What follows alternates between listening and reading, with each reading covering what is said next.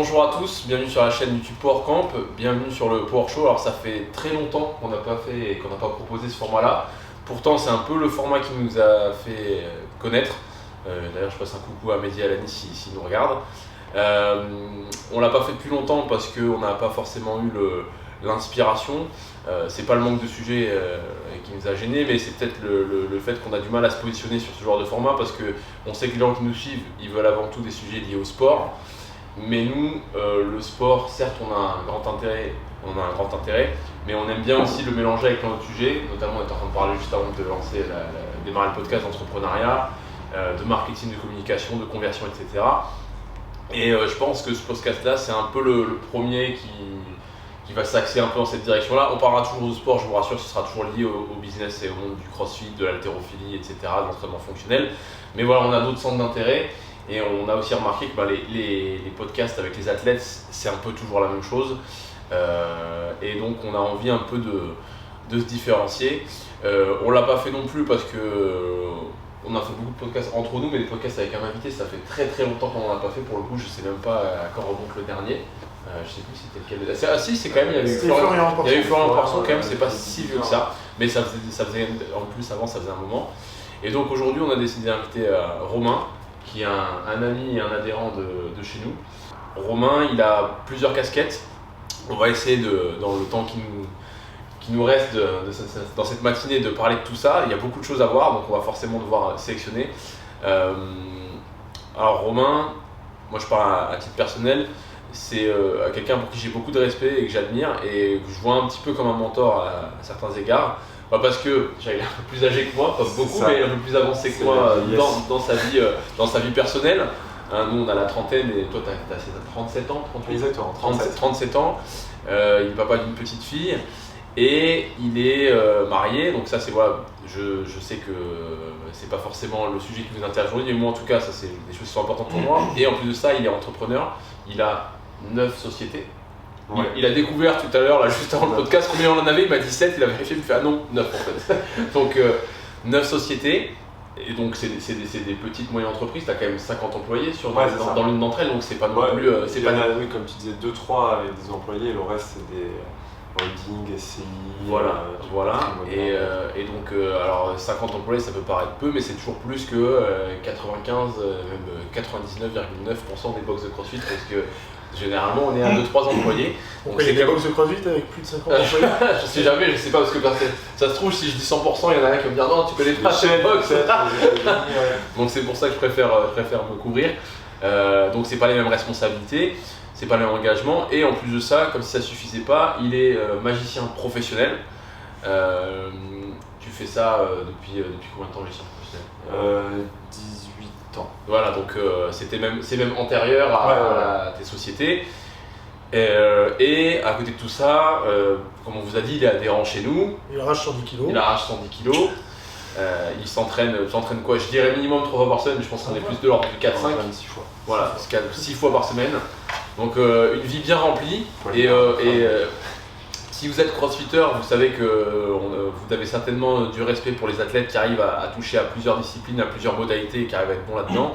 Et si vous êtes gérant de boxe ou entrepreneur ou coach, vous savez aussi que c'est dur de jongler avec plusieurs balles en même temps, de faire tourner plusieurs assets en même temps et d'être correct sur toutes ces choses-là. Et donc c'est pour ça qu'on a invité Romain, c'est parce qu'on a envie d'un peu de parler de tous ces sujets-là et de voir comment on peut réussir à s'organiser dans sa vie pour maîtriser tout ça. Et voilà, donc je réitère, moi j'ai un immense respect pour toi. Je viens souvent te demander des conseils, en entrepreneuriat notamment. Je pense que Louis c'est pareil. Et donc on a hâte de discuter avec toi.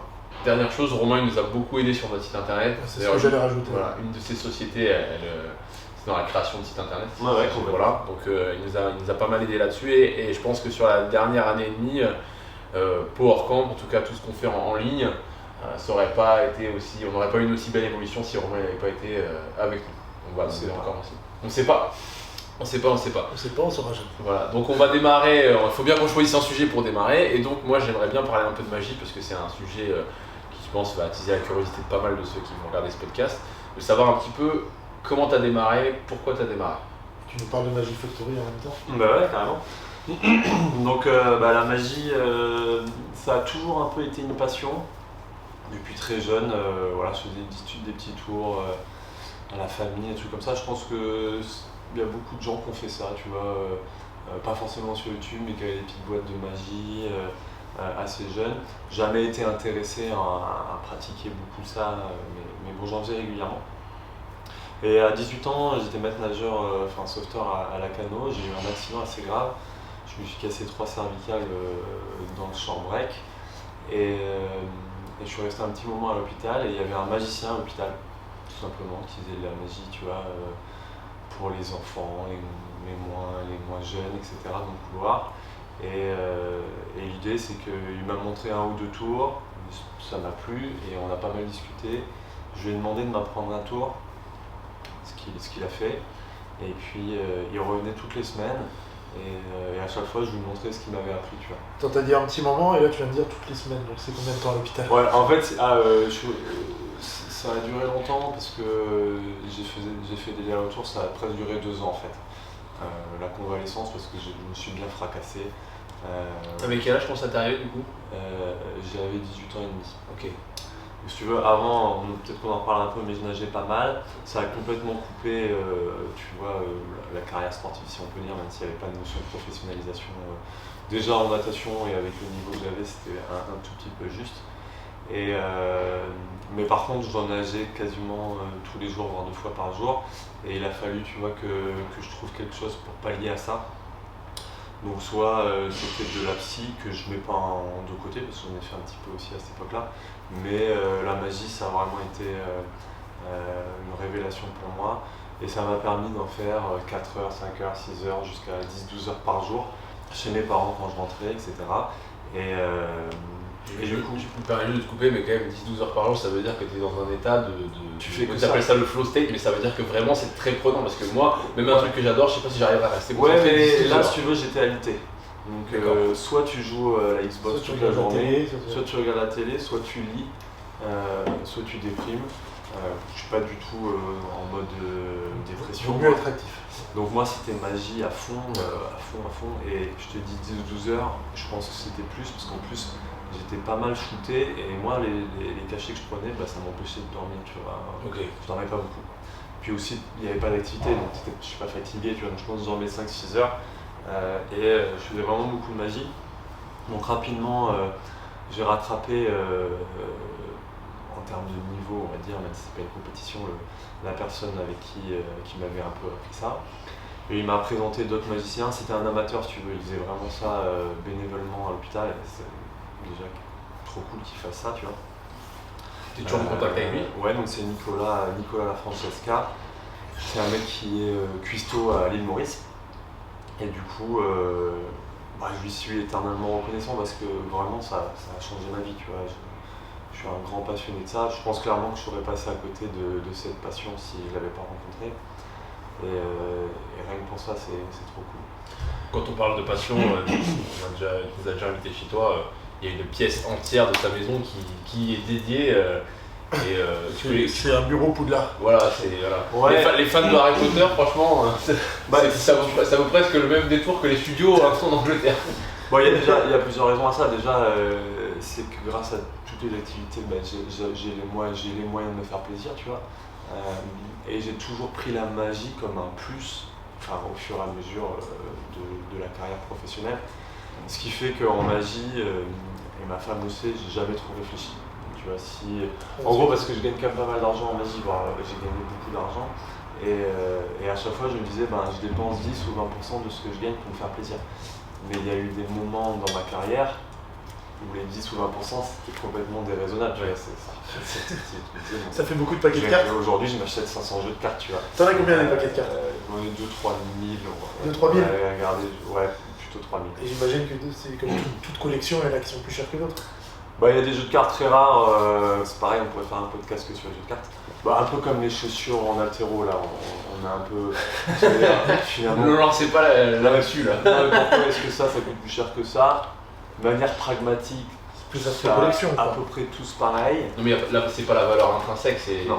la valeur qu'on va lui donner par rapport à. Le jeu de cartes qui coûte le plus cher, c'est les Jerry's Nuggets aujourd'hui. c'est un casino des années 60-70. Et en fait, il y a deux raisons. C'est que le casino, il a rapidement fermé, de ce que j'en sais. Donc, si tu veux, ils ont fait une première salle de production. Ils ont arrêté de produire. Et la deuxième raison, c'est qu'à cette époque-là, ils ont utilisé des matériaux pour la conception des jeux de cartes qui ont été interdits à l'industrie.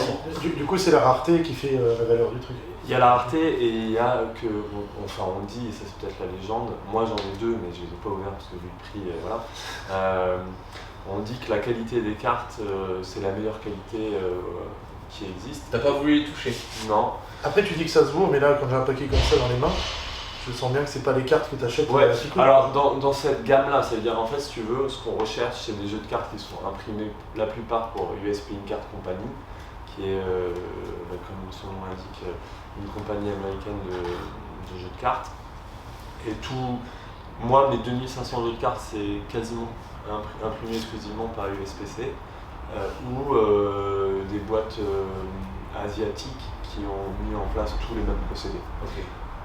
Mais après, si tu changes de qualité, ça va être pénible parce qu'on a l'habitude de s'entraîner, de manipuler ces cartes. Ok.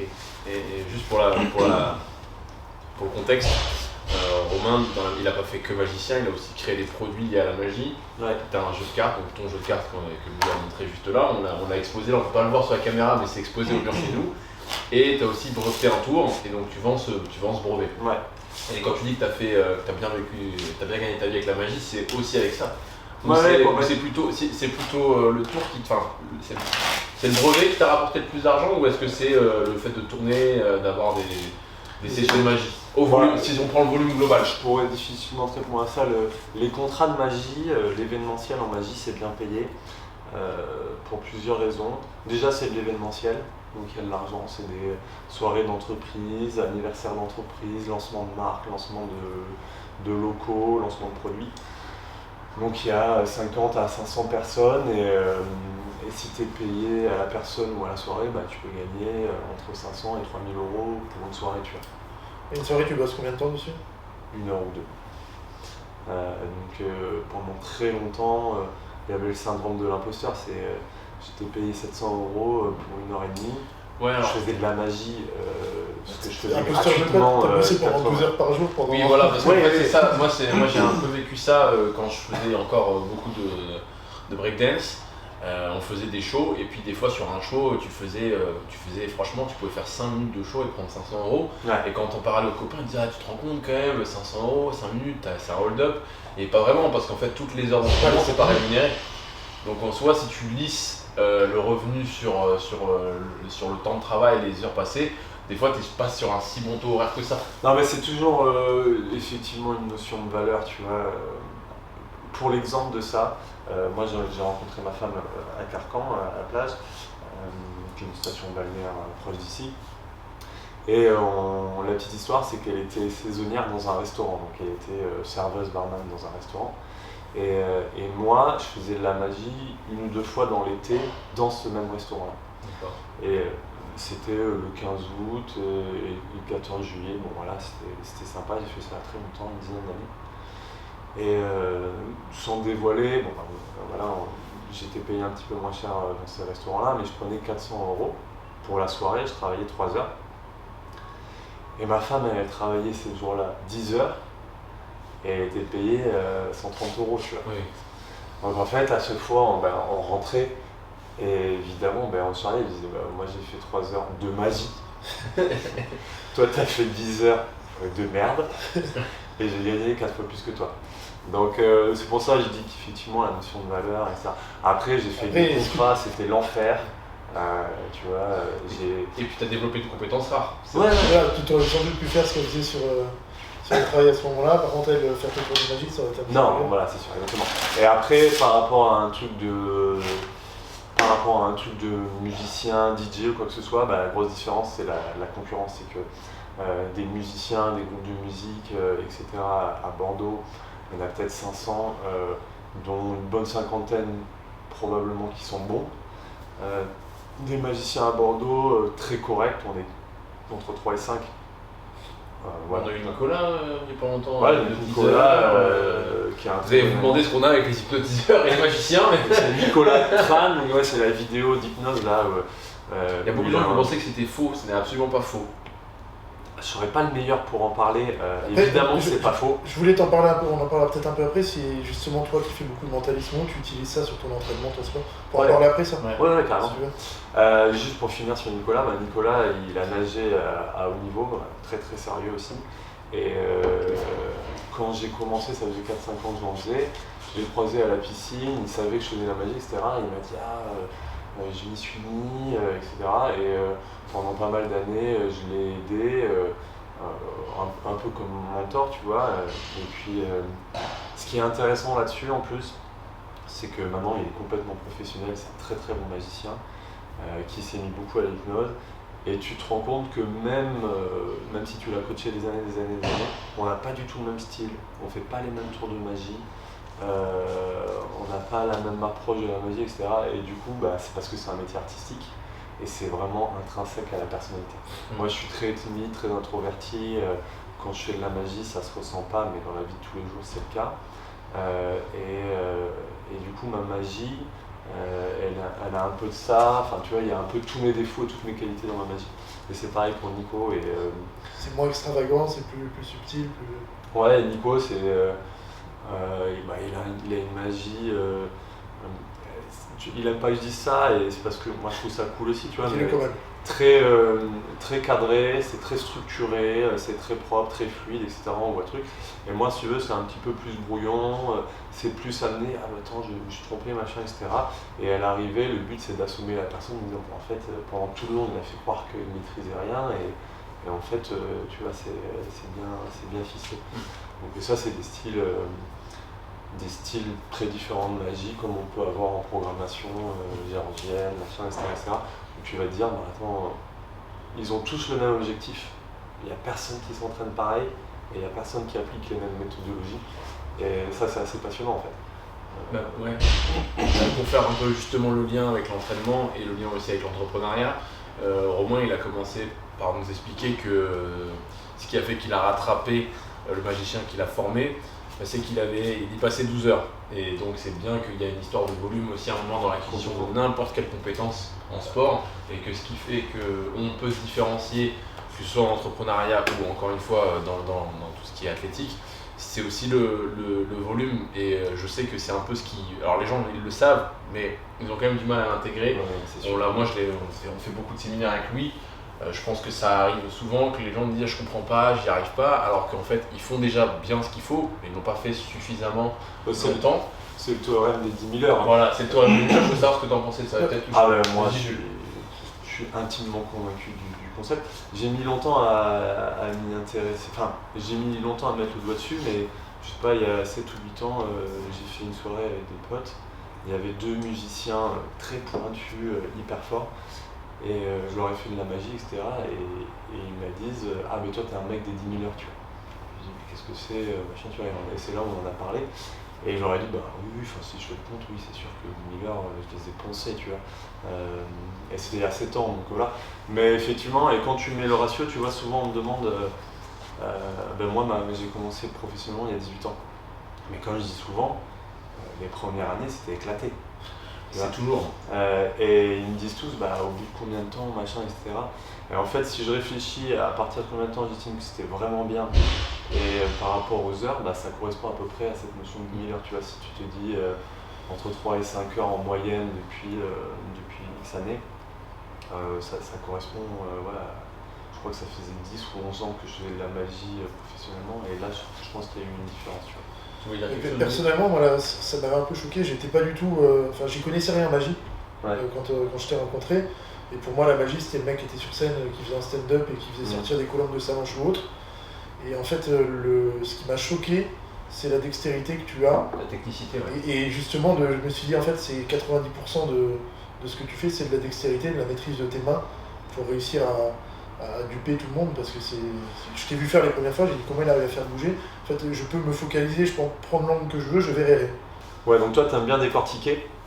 Donc effectivement, t'as bien réfléchir, comprendre, etc.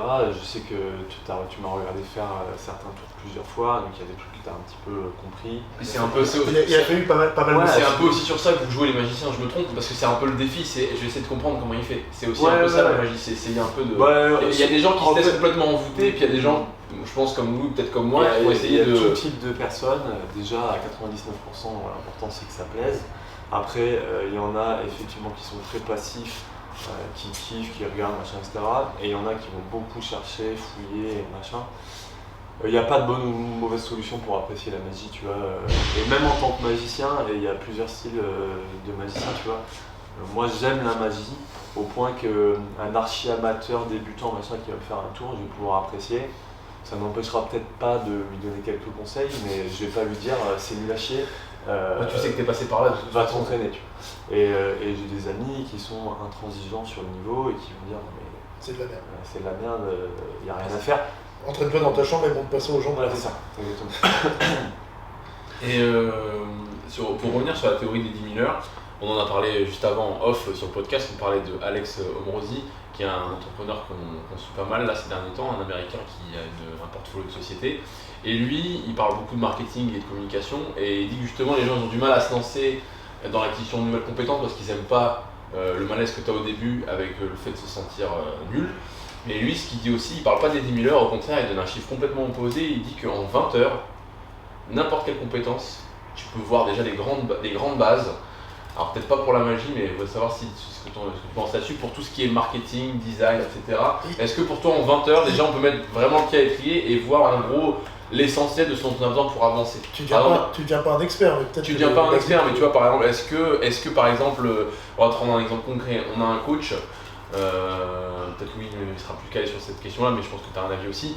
On a un coach qui connaît rien en nutrition, est-ce que s'il se dit ok, j'alloue vraiment 20 heures, mais je pense minutes par minute sur la nutrition, est-ce que tu dégages pas déjà les grandes bases du sujet et en fait est-ce qu'après tu es opérationnel?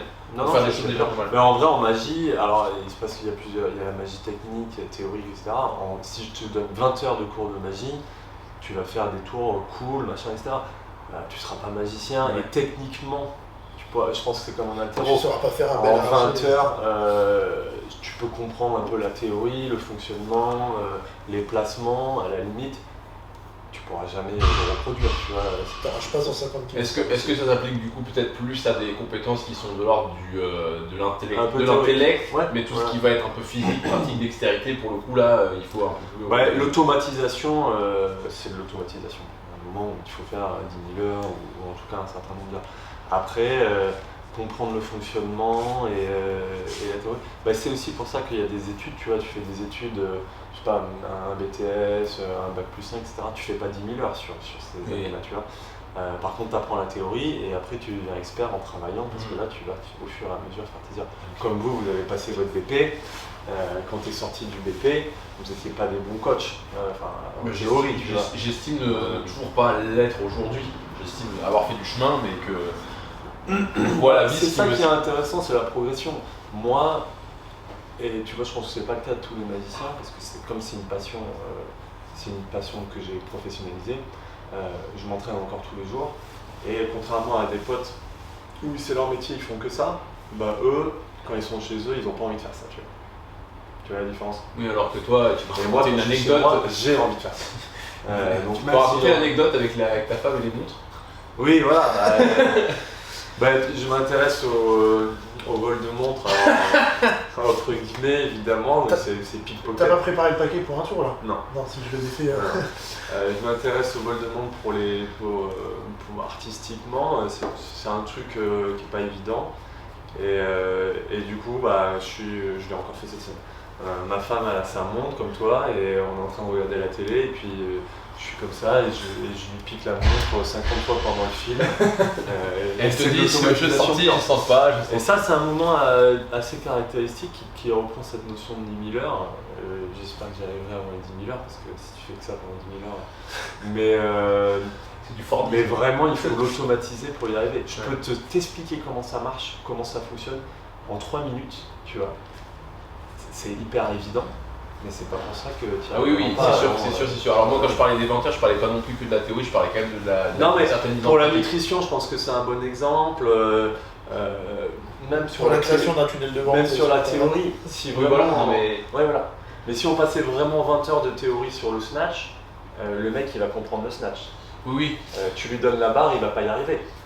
C'est sûr, c'est pas. Ou il va y arriver, mais de manière. En fait, j'ai voulu un peu parler de tout ça parce que je pense, moi pour le coup là encore une fois, c'est un sujet un peu d'actualité pour moi, mais je fais beaucoup de séminaires et donc moi j'en profite à chaque fois. Je sais pas si Louis, je pense que Louis fait pareil, Marin doit certainement faire pareil. On discute beaucoup avec les honneurs parce que c'est des gens qui font le même métier que nous, qui ont une salle de sport, qui essaient d'en vivre et qui rencontrent des difficultés. Et souvent c'est les mêmes, c'est-à-dire qu'ils sont pas calés en marketing, ils sont pas calés en communication, ils savent pas vendre. C'est des passionnés.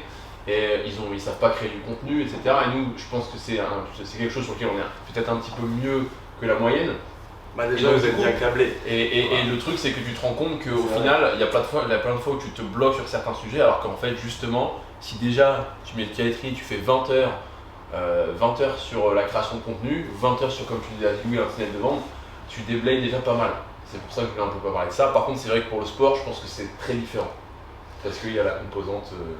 Déjà, la chose vous avez, c'est que vous êtes associés, vous êtes tous les trois hyper différents et assez complémentaires, ce qui souvent est la clé de la réussite d'une société.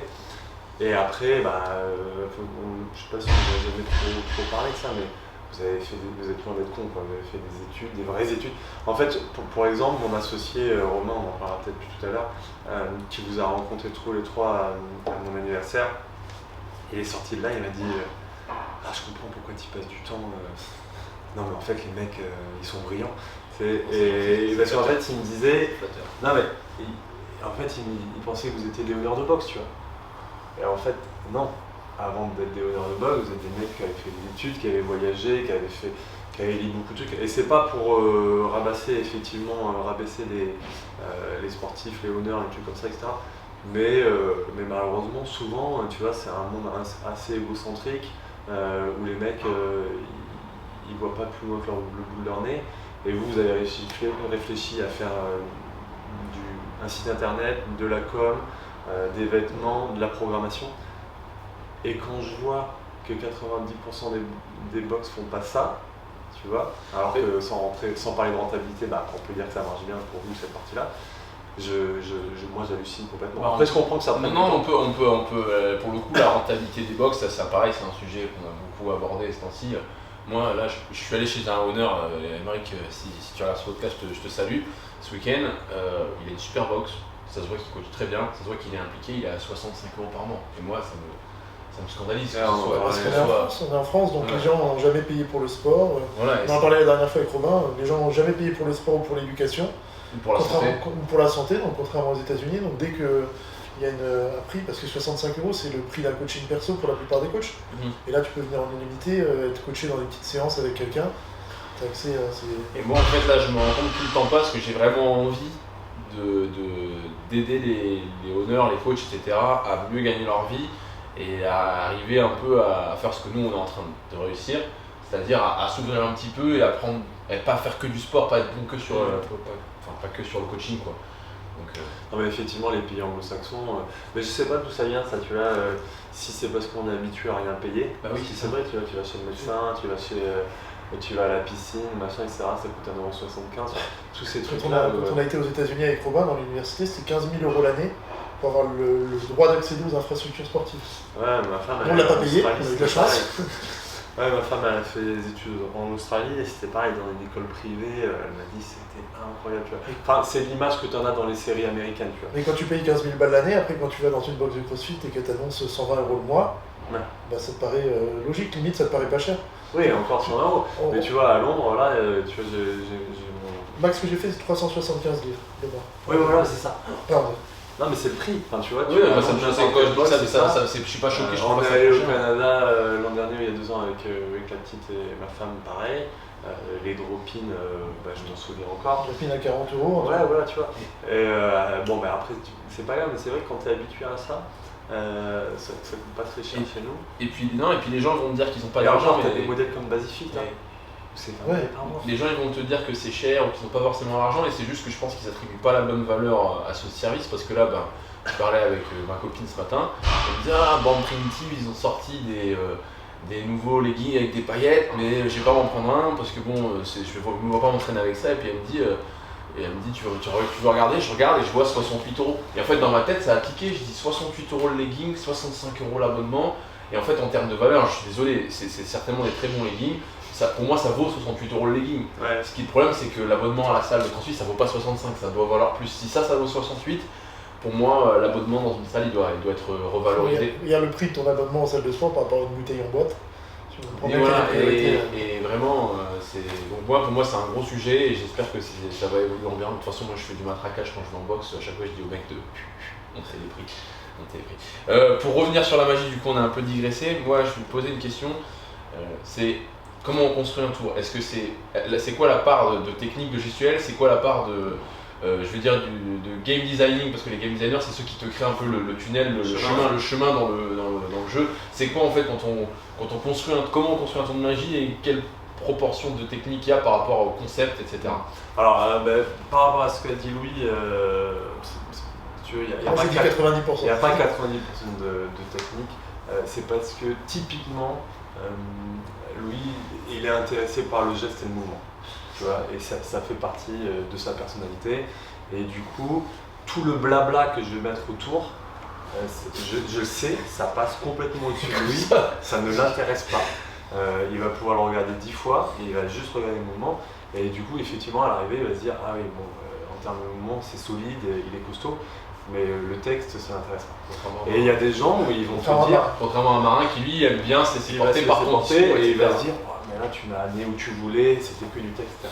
Donc en vrai, il y a plus de 50% de texte, de théâtralisation du truc, parce que c'est ce qui fait la différence d'après moi entre deux bons magiciens. Tu vois. À l'arrivée, techniquement, il y aura certainement une différence, mais là où tu peux vraiment faire la différence, c'est sur la présentation du tour. Et ça va prendre un peu de temps, mais j'avais rencontré un magicien assez tôt dans ma carrière qui m'avait pas mal aidé. C'était un prof de théâtre, un ancien instituteur qui s'appelait Magicolo. Techniquement, j'espère qu'il ne se vexera pas s'il voit ça, c'était vraiment une catastrophe. Mais par contre, c'est un prof de théâtre, ça c'était au La mise en scène était extraordinaire. Et du coup, ça reste un spectacle, ça reste du divertissement. Ouais, on avait fait une soirée. Et on s'était amusé à faire un tour chacun. Et je regardais ce qu'il faisait et je me disais, c'est éclaté. Et les gens adoraient. C'est éclaté. Et moi, du coup, je faisais un truc qui me semblait beaucoup mieux. Mais l'impact sur le public, c'était le jour et la nuit. Donc on fait un tour. C'était il y a 15 ans, tu vois. Et à l'arrivée, j'en conclus que c'est un meilleur magicien que moi. Tu vois. C'était pas un bon magicien, mais il était meilleur magicien que moi. Sur scène, le show. Et ce soir-là, tu vois, j'aurais été 2h du matin, il me dit viens à la maison, on va discuter de ce qui s'est passé. C'était un niveau de frustration maximal, tu vois. J'avais fait des trucs au cordeau, machin et tout, mais ça avait pas pris. Et lui, il disait attention, bougez les bras et tout. Genre, tu sais, les petites balles éponges et tout, des tours avec des bouts de pain. Et à partir de là, si tu veux, il m'a appris plein de trucs sur le texte, la présentation, regarder le public, les liens imaginaires, enfin du théâtre, tu vois. T'as appris à cracher des grenouilles? J'ai appris à cracher des grenouilles.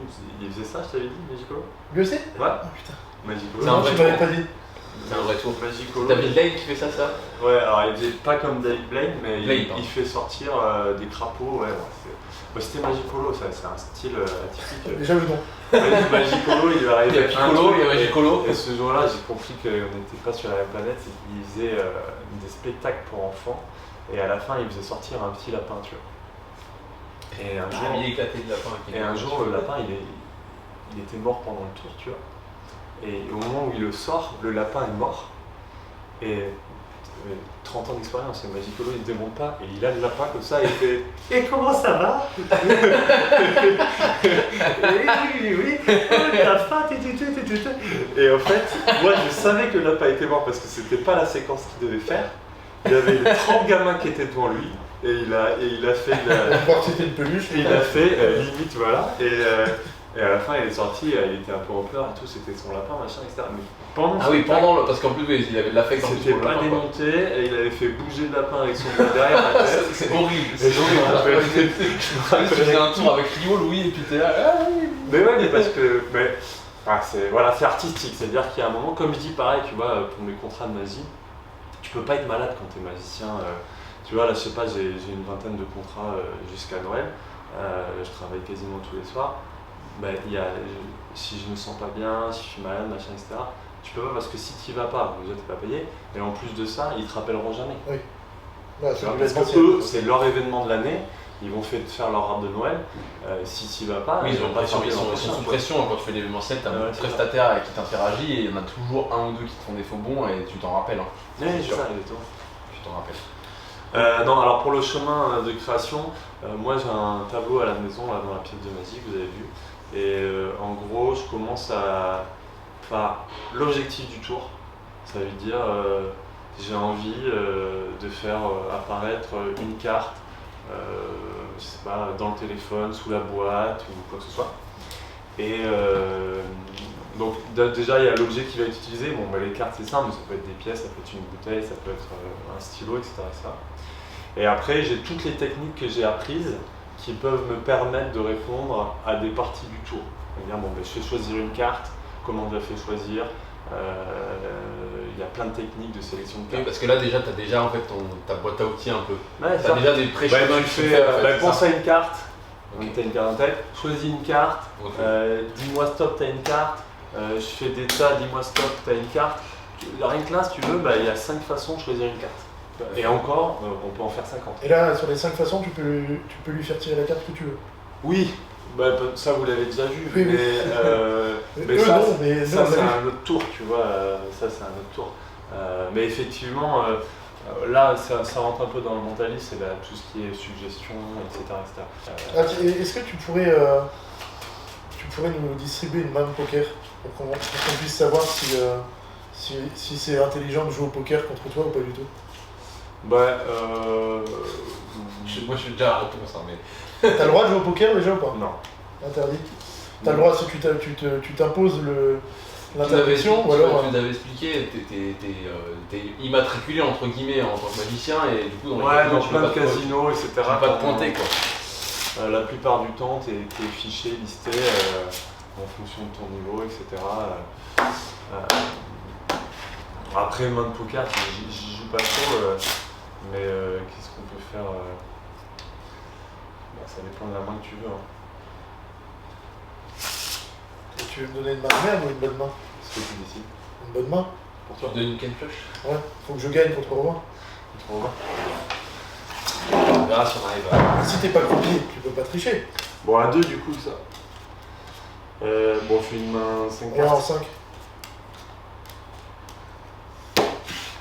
Ça va être pas mal. Voilà, on a fait... Ouais, pas mal. Tiens, je vais vous montrer. Carré d'as. Et toi, qu'est-ce que t'as? T'as de la merde?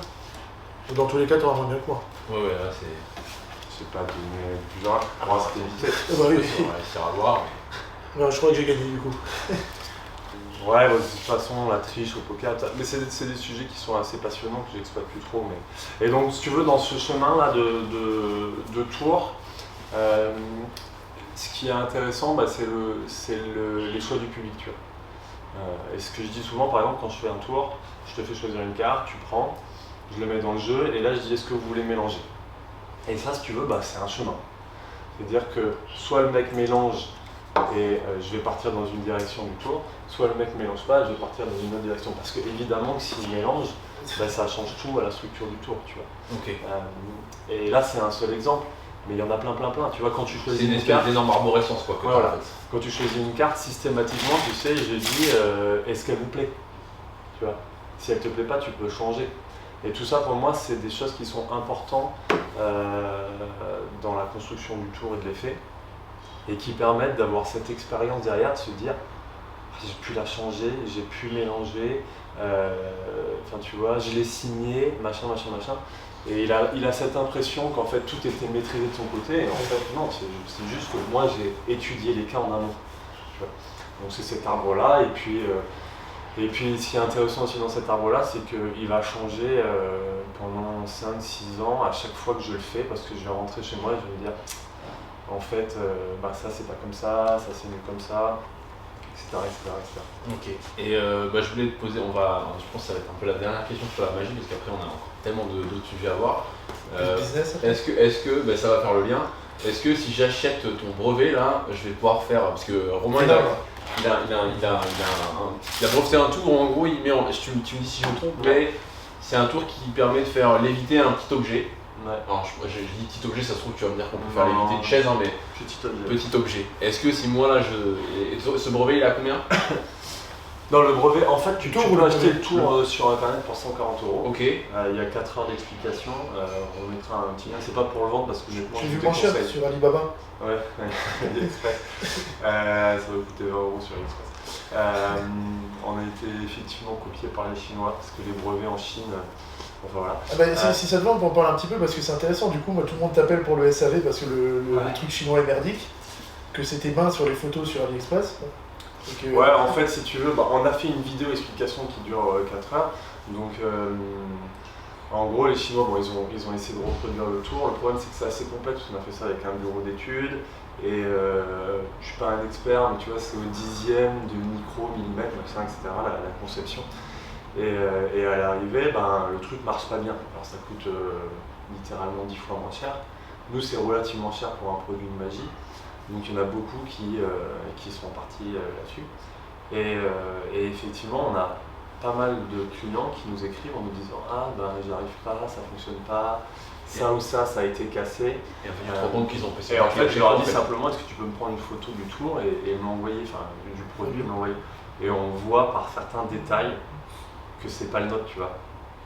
Et du coup... faire foutre, tu vois, on n'est pas là, je vais pas faire. Oui, tu fais pas le SAV c'est délicat parce que du coup le mec va t'en vouloir limite. On lui explique, je lui dis si déjà tu as envie que ça marche, achète le vrai.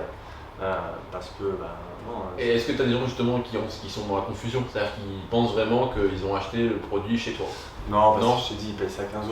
En fait, le problème qui faut arriver, c'est qu'il y a des foires, aux magiciens, il y a des galas de magie, quoi que ce soit, où les mecs achètent 20 produits sur AliExpress, ils arrivent au truc et ils disent revendeur Magie Factory, ce qui n'est pas le cas parce qu'on n'a aucun revendeur. On a 3 en France, c'est très spécifique, il y a 3 grosses boutiques qu'on connaît, plus une aux États-Unis, et ça représente le marché mondial, c'est un truc vraiment qu'on a vendu partout dans le monde. Et si tu veux, si tu n'achètes pas sur ces 4 boutiques-là, ça n'a rien à voir avec toi. Ça peut pas être non plus. Et donc oui, effectivement, c'est là où je peux me dire, ça m'est déjà arrivé où le mec il me dit mais je l'ai acheté, je sais pas, au championnat de France à Angers l'an dernier, il y avait un mec qui vendait ça. Tu te dis que les Chinois copient c'est une chose, mais que les Français, voilà. Mais malheureusement, il y a des gens malhonnêtes partout. Et puis toi, t'as pas le temps d'attaquer ces gens-là en justice. Il achète ça 15 € sur AliExpress, ils le revendent 140. Oui, d'accord. Ils sont contents, tu vois, ils ont fait leur marge.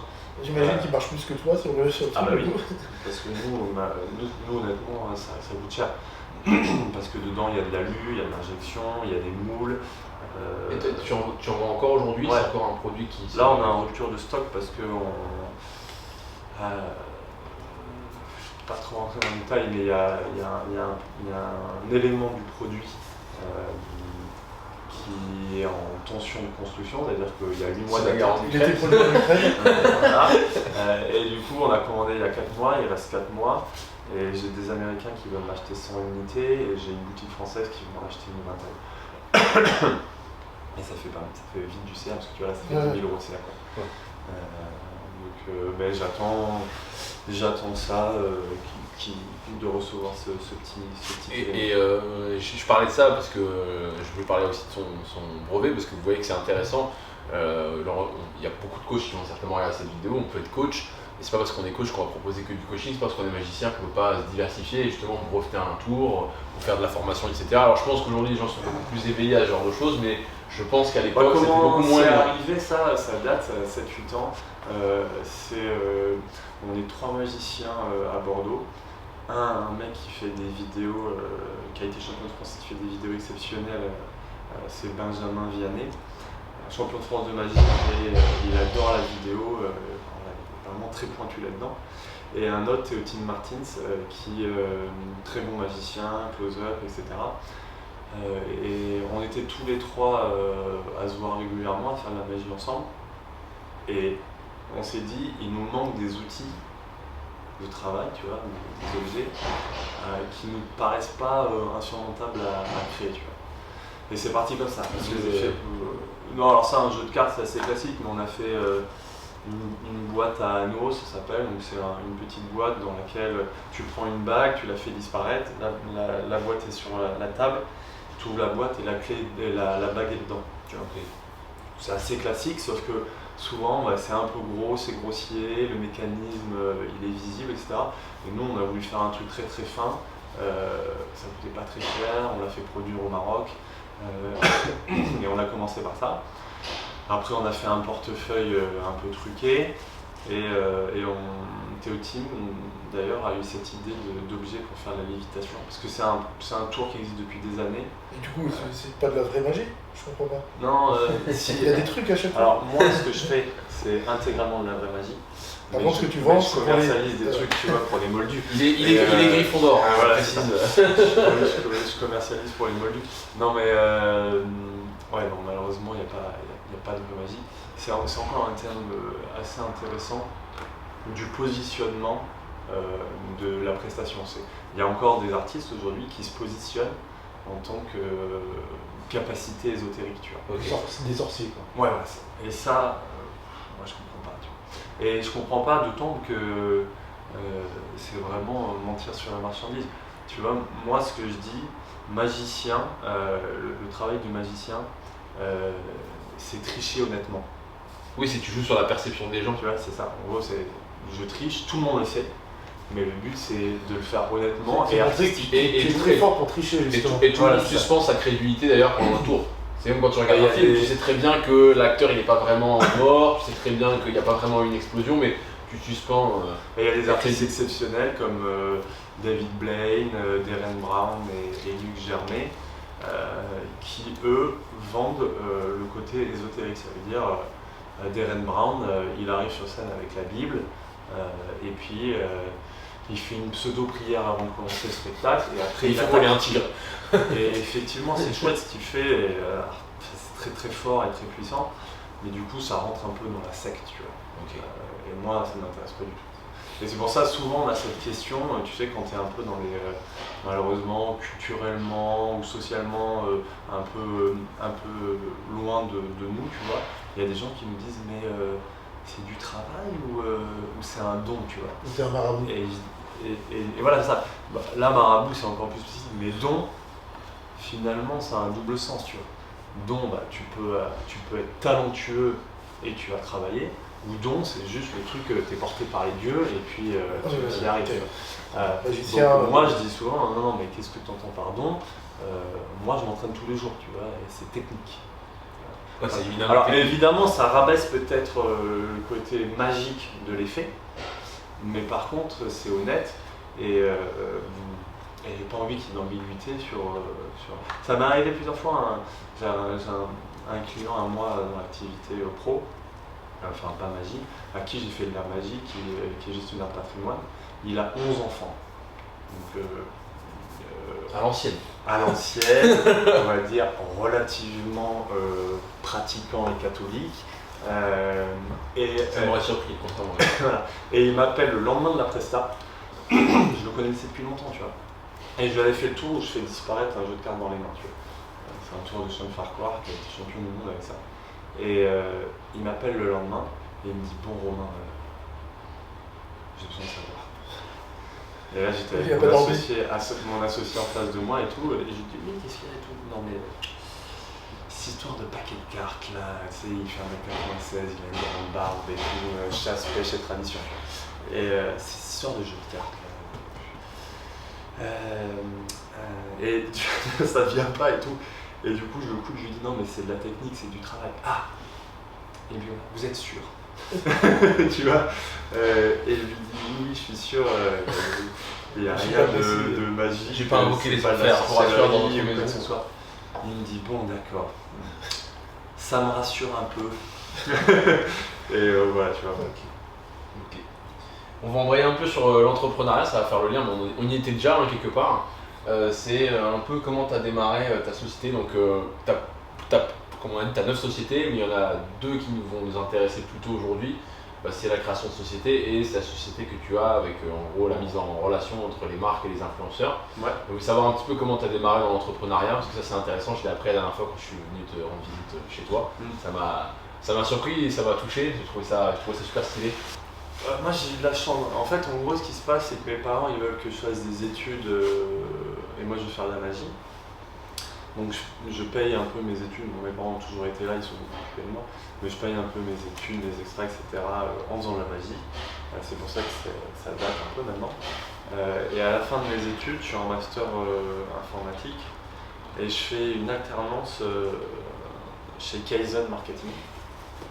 Ça remonte à 13 ans. Et à cette époque-là, ils faisaient que du marketing. Et ils étaient 5 ou 6, il y avait 2 fondateurs. Et moi, je leur propose, enfin eux ils avaient pour projet, je leur propose en même temps, donc ça tombe assez bien, de monter une partie un peu plus technique. L'idée c'est quoi? C'est on fait de la publicité pour les sites internet et moi je sais faire des sites internet, donc je leur dis je viens dans l'agence, on propose aux clients de faire des sites internet, vous faites de la publicité, c'est assez vertueux et ça permet d'avoir un cycle de vie client assez cohérent.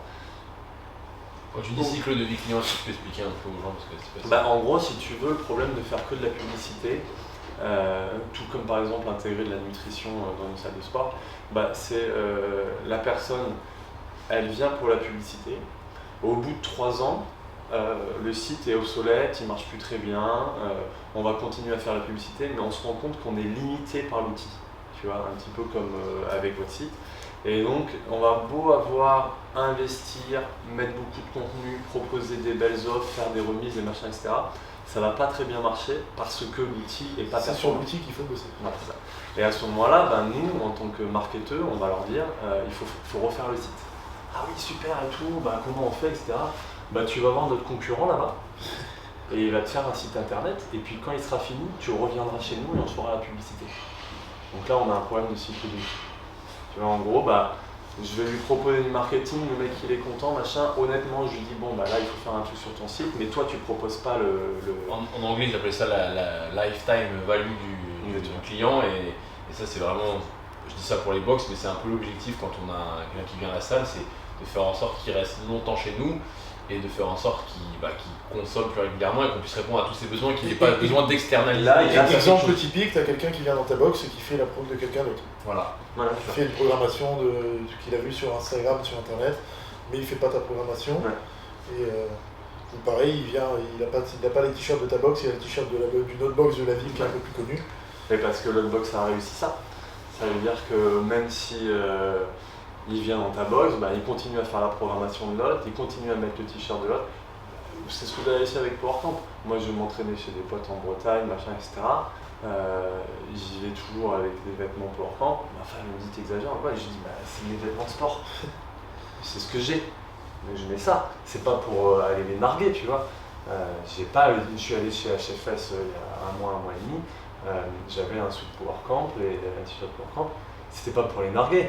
J'ai pris mes vêtements de sport et j'y suis allé. Ça nous est arrivé plein de fois. À chaque fois qu'il y a un drop-in qui vient et qu'il a le t-shirt de sa box, justement, c'est top. Tu dis, c'est représente, c'est bien. Nous, on l'a vu beaucoup de fois, c'est des t-shirts CrossFit Louvre ou CrossFit Louvre 2 parce que c'est quand même une des plus grosses boxes. C'est la plus grosse box de France, je pense, en termes d'adhérents.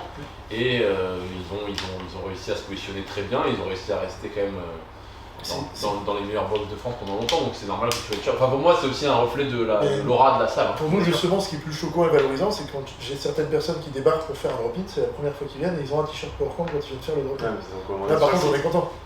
Ça veut dire que s'il va faire un drop-in autre part, il a peut-être le t-shirt de chez nous aussi. Bien sûr. Donc cycle de vie, voilà. Donc si tu veux, l'idée, c'est quoi à terme quand tu fais des sites internet, ça va être d'héberger, faire la sécurité, faire la maintenance, faire le référencement et le site internet. Et donc à cette époque-là, ils n'en faisaient pas. Moi, j'adorais faire des sites internet. On a fait 5-6 sites dans l'année. T'as appris par toi-même à coder un petit peu Moi, j'ai fait des études de ça, même si ça reste des études, donc c'était limité, mais tous les soirs, je faisais des petits sites, etc. Et l'histoire est assez marrante, c'est que j'ai surtout fait en premier mon site de magie.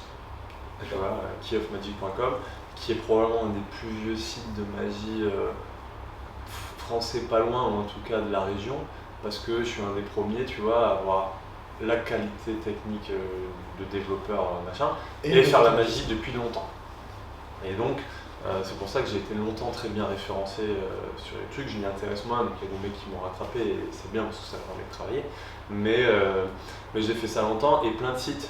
J'avais un blog de magie, j'avais une petite boutique où je vendais des jeux de cartes, et donc ça m'a permis de toucher à tous les outils comme WordPress, PrestaShop, du Shopify pour tester des machins, des trucs, etc. Et donc dans ces sociétés-là, du coup, tu étais stagiaire, c'est ça? Donc j'étais alternant, j'ai fait ça 1 an, j'étais très investi puisque je suis un peu comme ça, tu vois, je me donne à fond. Et à la fin de l'année, je leur dis c'était trop bien, on a passé une super année et tout, mais moi je veux faire magicien.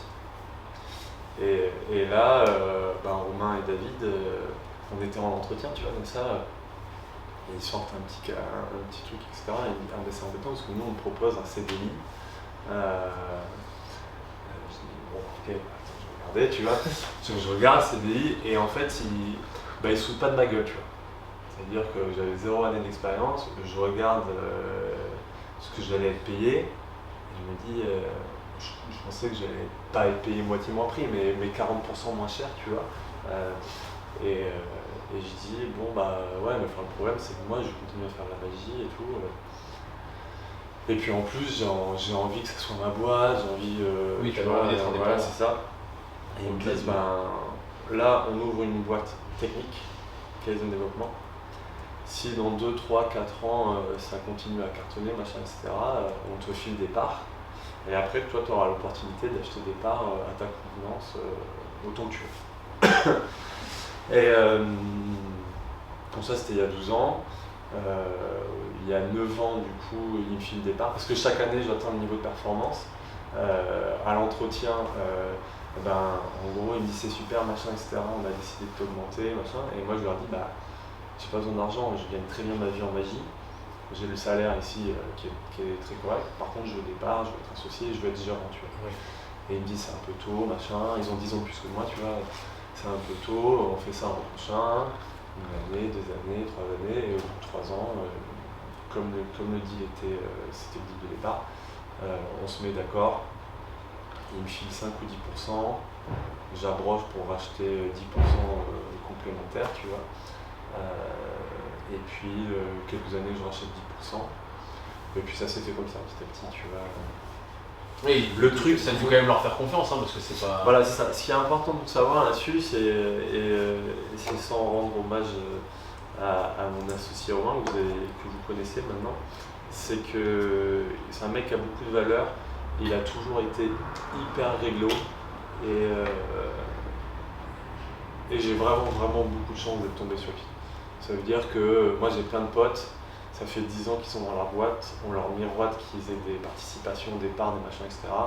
Ils commencent à avoir un salaire correct, mais ils en auront jamais, tu vois, les parts. Parce que le mec il dit attends, j'attends que machin ça aille mieux, que Tati ça aille machin, que le machin, etc. Machin, la rentabilité il manque 1,7%. Et moi j'ai jamais eu ce problème là. Et en même temps, tu as dû toi démontrer ta valeur parce que il aurait pu être honnête. Non mais moi si ça l'avait pas fait. Si ça avait été quelqu'un d'autre que toi, il n'y aurait sans doute pas eu toutes ces conditions là. C'est parce que tu as apporté énormément à la boîte. Moi j'ai apporté à la boîte et j'ai toujours eu un gros levier de négociation. C'est que si ça me casse la tête, je me casse et je fais de la magie. Oui, c'est bien comme. Non, mais pour prendre l'exemple, par exemple, dans une box de crossfit, t'es coach dans une box de crossfit, tu fais les heures de cours 15 heures par semaine et tu fais rien d'autre. Faut pas t'attendre. Tu gagnes pas ta vie, mais faut pas t'attendre à avoir des parts par la suite. Ou alors. Voilà, et si tu commences à venir plus tôt pour faire le.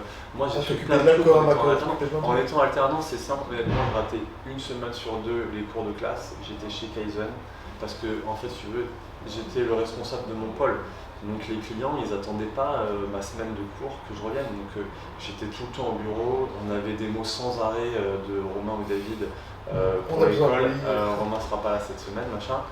J'ai eu in extremis mon master, mais j'ai rien fait dans les cours. Par contre, j'étais chez Cadette. C'était l'opportunité d'avoir d'avoir un en plus, hein, j'imagine. bien sûr. Mais c'était l'opportunité d'avoir un contrat d'alternance qui reste quand même des super formats. Et ça a bien marché. Et après, pour finir, on n'a pas fini, mais le Covid arrive, ça se passait beaucoup moins bien avec un des fondataires. On était à peu près 25 à ce moment-là. Et avec Romain, on était devenus très très proches. Ça veut dire que je suis parrain de ses enfants, on était mutuellement témoins de nos mariages, on est tout le temps l'un chez l'un et l'autre chez l'un, enfin on s'entend vachement bien. Ouais. Et on se disait, putain c'est plus possible avec David, il faut qu'on trouve un moyen de le racheter, machin, etc. Mais le problème c'est que ça coûtait déjà pas mal d'argent. Mais le Covid arrive et ça faisait 6-8 mois qu'on négociait une sortie numéraire, tu vois, à payer assez cher. On avait trouvé le moyen d'avoir des crédits. Ça devait être délicat sur le plan émotionnel aussi. C'était très compliqué parce qu'ils étaient à 50-50. Et le problème du 50-50, c'est comme on dit souvent dans le milieu professionnel, c'est que tu es marié. Et c'est plus qu'un mariage parce que tu peux pas divorcer. C'est-à-dire que si on a un des deux qui n'est pas d'accord pour divorcer, tu divorces pas. Parce que il n'y a pas de majorité de gestion. Ouais, tu te rappelles, moi c'est ce que mon père il m'avait dit, je vous l'avais dit, mon père il m'avait dit tu vas te marier avec Marin, lui. Ouais, c'est ça. Je te le dis, tu te maries avec eux et c'est ça. Et à la différence de vous, et c'est vraiment pas ce que je vous souhaite, c'est que là vous avez tous les trois 33%, je ne connais pas exactement les participations, c'est ça. S'il y en a deux qui sont d'accord pour dire que ça se passe plus très bien avec le troisième, bah vous pouvez le sortir.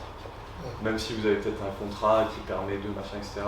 Et ça peut se faire de manière très vertueuse et amicale, et ben vous avez la possibilité de faire ça. À 50-50, s'il y en a un qui veut se casser et l'autre qui veut pas, d'accord, c'est les avocats. Et la seule solution, c'est de dire qu'il y a un problème de gérance ou qu'il met en péril la société. Donc ça, elle est jugée. Oui, c'est pas évident, compliqué, j'imagine, de voir la justice. Et donc bon, on a quand même réussi à s'en sortir. 4 jours après le premier confinement, on a racheté. On a acheté moins cher que prévu, un petit peu moins cher que prévu. Oui, parce que là, ça sentait le aussi, c'est quelque part. En fait, c'est le bon moment pour sortir. Le jour même du confinement, il nous appelle et il nous dit bon, mais je suis d'accord pour le deal qu'on a négocié pendant 6 mois. Mais il y avait une incertitude énorme. Et là, on lui a dit bah non, on n'est plus d'accord. Mais pourtant, j'imagine que l'activité dans le secteur que tu avais, elle n'a pas été trop ralentie par le Covid. Bon, on va y venir, c'est-à-dire que si tu veux, toute la partie touristique a pris une grosse claque, on a fait moins 20, moins 30% de CA, mais par contre toute la partie digitalisation elle a explosé. Et donc on était 25 avant le Covid et là on est 52, 54 et on continue à recruter, on a racheté des bureaux, etc. Donc ça cartonne fort et c'est lié à la conjoncture. Pour compléter le podcast, on va faire un tour des bureaux. Ouais, avec plaisir. Avec la caméra. En janvier, on fait une inauguration, on sera invité. Vous refaites, là quand je suis passé, vous étiez en train de. Là, on a acheté.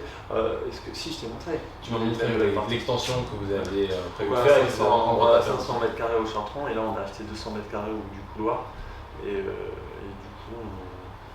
coup, écoute, le podcast sera sorti. Si les gens dans les commentaires me disent qu'ils aimeraient bien voir à quoi ça ressemble une boîte comme ça. Avec plaisir. Je serai pas là en janvier, mais c'est Robin qui viendra. C'est de la tech, donc il y a des bureaux, des écrans. Non, mais c'est inspirant. Il y a plein d'endroits stylés. Qu'est-ce que tu en dis, Robin? Toi qui y allais, c'est au niveau professionnel. Après, moi, je sais pas trop comment sont câblés les gens, mais moi, je sais que. Je pense, en tant que les owners et les coachs, et en tout cas tous ceux qui sont dans l'entrepreneuriat, ils vont, je pense, être touchés parce que, je sais pas toi, Louis, mais quand tu rentres dans une box, tu regardes tout, tu as les yeux grands ouverts, tu regardes le matos, tu regardes comment c'est agencé, etc. Parce qu'il y a toujours des choses bien à prendre. Et même dans une boîte qui n'a rien à voir, mais vraiment rien à voir, tu peux toujours apprendre des choses. Moi, j'étais en séminaire, je suis allé dans une énorme boucherie-restaurant. J'ai tout regardé. Comment ils présentaient le comptoir, quels matériaux, comment c'était agencé quand tu arrives, le chemin du client, etc. Alors, je sais que tout le monde ne fait pas ça, mais voilà, moi ça m'a toujours. Non, mais si tu veux, il y a une énorme concurrence sur les recrutements, sur les salariés, les salaires, etc. Donc tu es obligé de leur apporter un cadre de vie sympa, des avantages. Et le combat qu'on mène un petit peu avec Romain, c'est que ça ne soit pas que numéraire. Ça veut dire chaque année on fait les primes de l'argent, machin, etc. Et moi je suis le fervent défenseur de dire bah non, il n'y a pas que l'argent, tu vois. Et parce que j'y crois vraiment, c'est-à-dire que moi j'ai toujours aimé les différentes activités que je faisais et l'argent c'était la cerise sur le gâteau, tu vois. Alors je comprends qu'il y a un minimum pour vivre et qu'il y a un besoin, machin, etc. Mais t'as un besoin d'accomplissement, il faut pas le nier aussi. Je sais pas, ça sort quand là le podcast Ouais, dans la semaine prochaine. Ouais, au fin de semaine. Bah, tu vois, nous pour Noël, là, on avait deux choix. Soit on faisait des cartes cadeaux de 100 € pour les équipes, tu vois. Donc tu vois, c'est un budget de 5 000 € et tout le monde a 100 € et c'est super. Soit, l'idée que j'ai eue, c'est on a offert dîner croisière sur le Cyclamp, là où je fais de la magie. Ça coûte 130 €. Et en gros, c'est un repas pour deux et c'est une balade sur la Garonne pendant 2 heures, tu vois. Moi, j'ai choisi ça. Alors, probablement que sur le coup, ils auraient préféré avoir 100 €. Ça nous aurait coûté moins cher en plus. Mais la réalité, ils vont avoir un souvenir d'un truc chouette qu'ils ont fait grâce à Kaizen, tu vois, grâce au groupe. Et si c'était que les 100 €, ils se seraient acheté des chaussettes et des carottes avec. Oui, ils se rappelleront pas. Ils se rappelleront pas qu'on aura Non, acheté c'est sûr. 100 balles. C'est sûr. Et donc, clairement, ça, tu vois, c'est un bon exemple d'un choix qui me paraît pertinent et qui va faire la différence. J'en profite, je fais un peu de publicité. Si vous avez envie d'offrir un cadeau original pour Noël, un cadeau qui sera un peu lié justement à votre passion, c'est-à-dire le crossfit, l'haltérophilie, l'entraînement, nous on propose sur le site internet là jusque fin décembre des cartes cadeaux d'une valeur qui démarre à 50 € et qui finit quand même à 150 €, où en gros vous pouvez acheter sur le site internet, ça peut être de la programmation, des habits, etc. Donc voilà, si vous avez envie de faire plaisir à Noël, rendez-vous du coup sur www.powercamp.fr. Et pour compléter ça, si jamais vous voulez commander des vêtements et les recevoir avant Noël, il faudrait le faire avant la fin de la semaine prochaine. Pour les recevoir. Voilà, donc avant le 12 ou 14 décembre, comme ça vous êtes sûr de les recevoir avant Noël. Et du coup, on revient sur l'entrepreneuriat. Tu vois, on aurait pu faire... En fait, ça se fait maintenant dans les podcasts, ils font des encarts pub. Ouais, c'est ça. Mais bon, NordVPN. Sur la partie non, vêtements cool, programmation cool, donc ça, quoi qu'il en soit, les gens ils seront pas déçus. Et pour le coup, c'est vrai que les vêtements sont vraiment chouettes. Je sais que vous faites. T'as eu le pull de Régis toi ou pas? Non. Vous faites un peu suer sur la qualité, rechercher les trucs, etc. Parce que c'est un vrai métier, hein, les fringues. Ouais, c'est ça. C'est un vrai boulot. Nous, on est en train de chercher pour faire des suites et des pulls à nos équipes. Et on a déjà fait 150 devis. Bon, en plus, je suis assez pénible aussi là-dessus. Et on n'aura pas l'opportunité de faire autant que vous, enfin, plusieurs sélections et tout. Donc, j'ai pas envie qu'on se trompe. Mais moi, j'ai jamais été déçu des coupes et de la qualité de la merci, ça me fait encore une bonne publicité. Pour revenir du coup sur la société, donc là tu parlais un petit peu de comment tu vois les choses pour tes employés. Et je voudrais aussi parler un peu de la gestion du temps et de la délégation. Pourquoi je parle de ça? Parce que pareil, ça c'est un sujet... on en a parlé déjà. On en a parlé nous, mais tu vois, j'en ai même parlé encore ce week-end avec le owner chez qui j'étais. Où en gros il me dit est-ce que tu peux regarder un peu ma com, me dire ce que t'en penses. Et puis j'ai regardé et puis je dis bah là t'as pas été très actif, là t'as pas fait ci, là t'as pas fait ça. Et je lui dis pourquoi tu fais pas, t'aimes pas? Et il me dit si j'aime bien, mais j'ai pas le temps. J'ai pas le temps, le mec il a 50 heures de cours dans la boxe, il fait 90% des 50 heures. Plus le ménage, plus etc. Et le souci je pense c'est qu'il y a beaucoup de owners qui n'ont pas les moyens forcément de déléguer, ou en tout cas qui veulent pas le faire. Est-ce que toi, par rapport à la délégation, ton avis, je le connais ton avis, hein, je pense que n'importe quel entrepreneur sait qu'à un moment il faut le faire, mais comment est-ce qu'on peut aider les gens à comprendre l'importance de la délégation et pourquoi c'est important de déléguer et comment on peut le faire? Par contre, on commence. Une bonne notion là-dessus. Alors déjà, j'ai mis longtemps, j'ai mis quelques années à déléguer parce que voilà, j'étais stagiaire, tu vois. Donc au début. C'est à toi, on délégué en utilisant toi. J'étais stagiaire et en plus j'étais très investi et je me suis dit pendant quelques années, si je dis pas oui, c'est vraiment le syndrome, tu vois. Si je dis pas oui, ils vont penser que je suis pas investi, machin, etc. Donc en fait, vraiment, j'étais monsieur oui dans la boîte pendant un moment, tu vois. Et puis quand je suis devenu gérant, associé, machin, etc., on s'est rendu compte au fur et à mesure que de faire tout, c'était un frein à la société. Ça veut dire que déjà, t'es le goulot d'étranglement. C'est-à-dire que tout doit passer par toi, donc si toi tu es vachement pris, ça avance moins vite. Et en plus de ça, la société, l'actif de la société est valorisé uniquement à cause ou grâce à toi. Et ça, j'avais fait une formation d'un mec comme ça, où je lui avais dit à l'époque, je lui ai dit finalement, j'ai pas une si grosse rémunération de ça, et je travaille beaucoup, et du coup, et il m'avait dit, mais du coup, tu es indispensable. Et je me rappelle à cette époque-là, c'était sincèrement, je lui avais dit assez fièrement, je lui ai dit, ouais, je suis indispensable. Et il m'avait dit, non, c'est une grosse erreur en fait. Et il m'avait expliqué, il m'avait dit, si demain tu veux vendre la boîte, et que tu es indispensable, tu peux pas la vendre. Ou en tout cas, tu vas la brader. Et il m'avait expliqué, l'objectif d'un bon chef d'entreprise, c'est de réussir à ne pas être indispensable, comme ça si tu vends, tu valorises au max du prix de la société. Et aussi sur le salaire, il m'avait dit, il faut que tu te payes le maximum que tu puisses te payer. Bon là ça c'est pas le cas, mais que tu payes le maximum que tu puisses te payer, comme ça si tu veux la vendre, ça va attirer les acheteurs. Le mec il va se dire, ah tiens il peut dégager X, tant de salaire, ça veut dire que la boîte est rentable, ça veut dire que machin, et en plus de ça il n'est pas indispensable. Le truc c'est une poule aux odeurs. Donc ça déjà c'est le concept de base. J'avais jamais entendu le concept du fait de bien se payer, c'est intéressant. J'avais jamais pensé. Ouais, mais moi c'est pareil. Mais ça c'était vraiment, tu vois, j'étais au téléphone, j'ai eu le mec 1h30, il faisait une petite formation là-dessus. Parce qu'à la limite le fait de s'extraire pour faire que le business il est viable sans toi, ça s'entend très bien, mais j'avais jamais pensé. Imagine, je te dis, tu peux racheter ma boîte pour 1 million, par contre je suis payé 1 200 € par mois. Oui. Donc déjà tu dis, 1 million ça va me coûter 3 4 000 € par mois. Et en contrepartie, je suis payé au SMIC. Il y a des chefs d'entreprise qui sont payés comme ça, tu vois. Enfin, je sais, en plus, vous avez connu des hauts débats, etc. Donc, le SMIC aurait été un luxe à un moment. Mais il y a un moment où, quand tu es dans la valorisation de ton entreprise, c'est important de penser à ça. Vous, il y a une notion, c'est Intitu Personae, ça veut dire que la société aujourd'hui, elle est rattachée à vous. Ça veut dire que si vous trois vous partez demain, on peut estimer que ça vaut plus grand chose.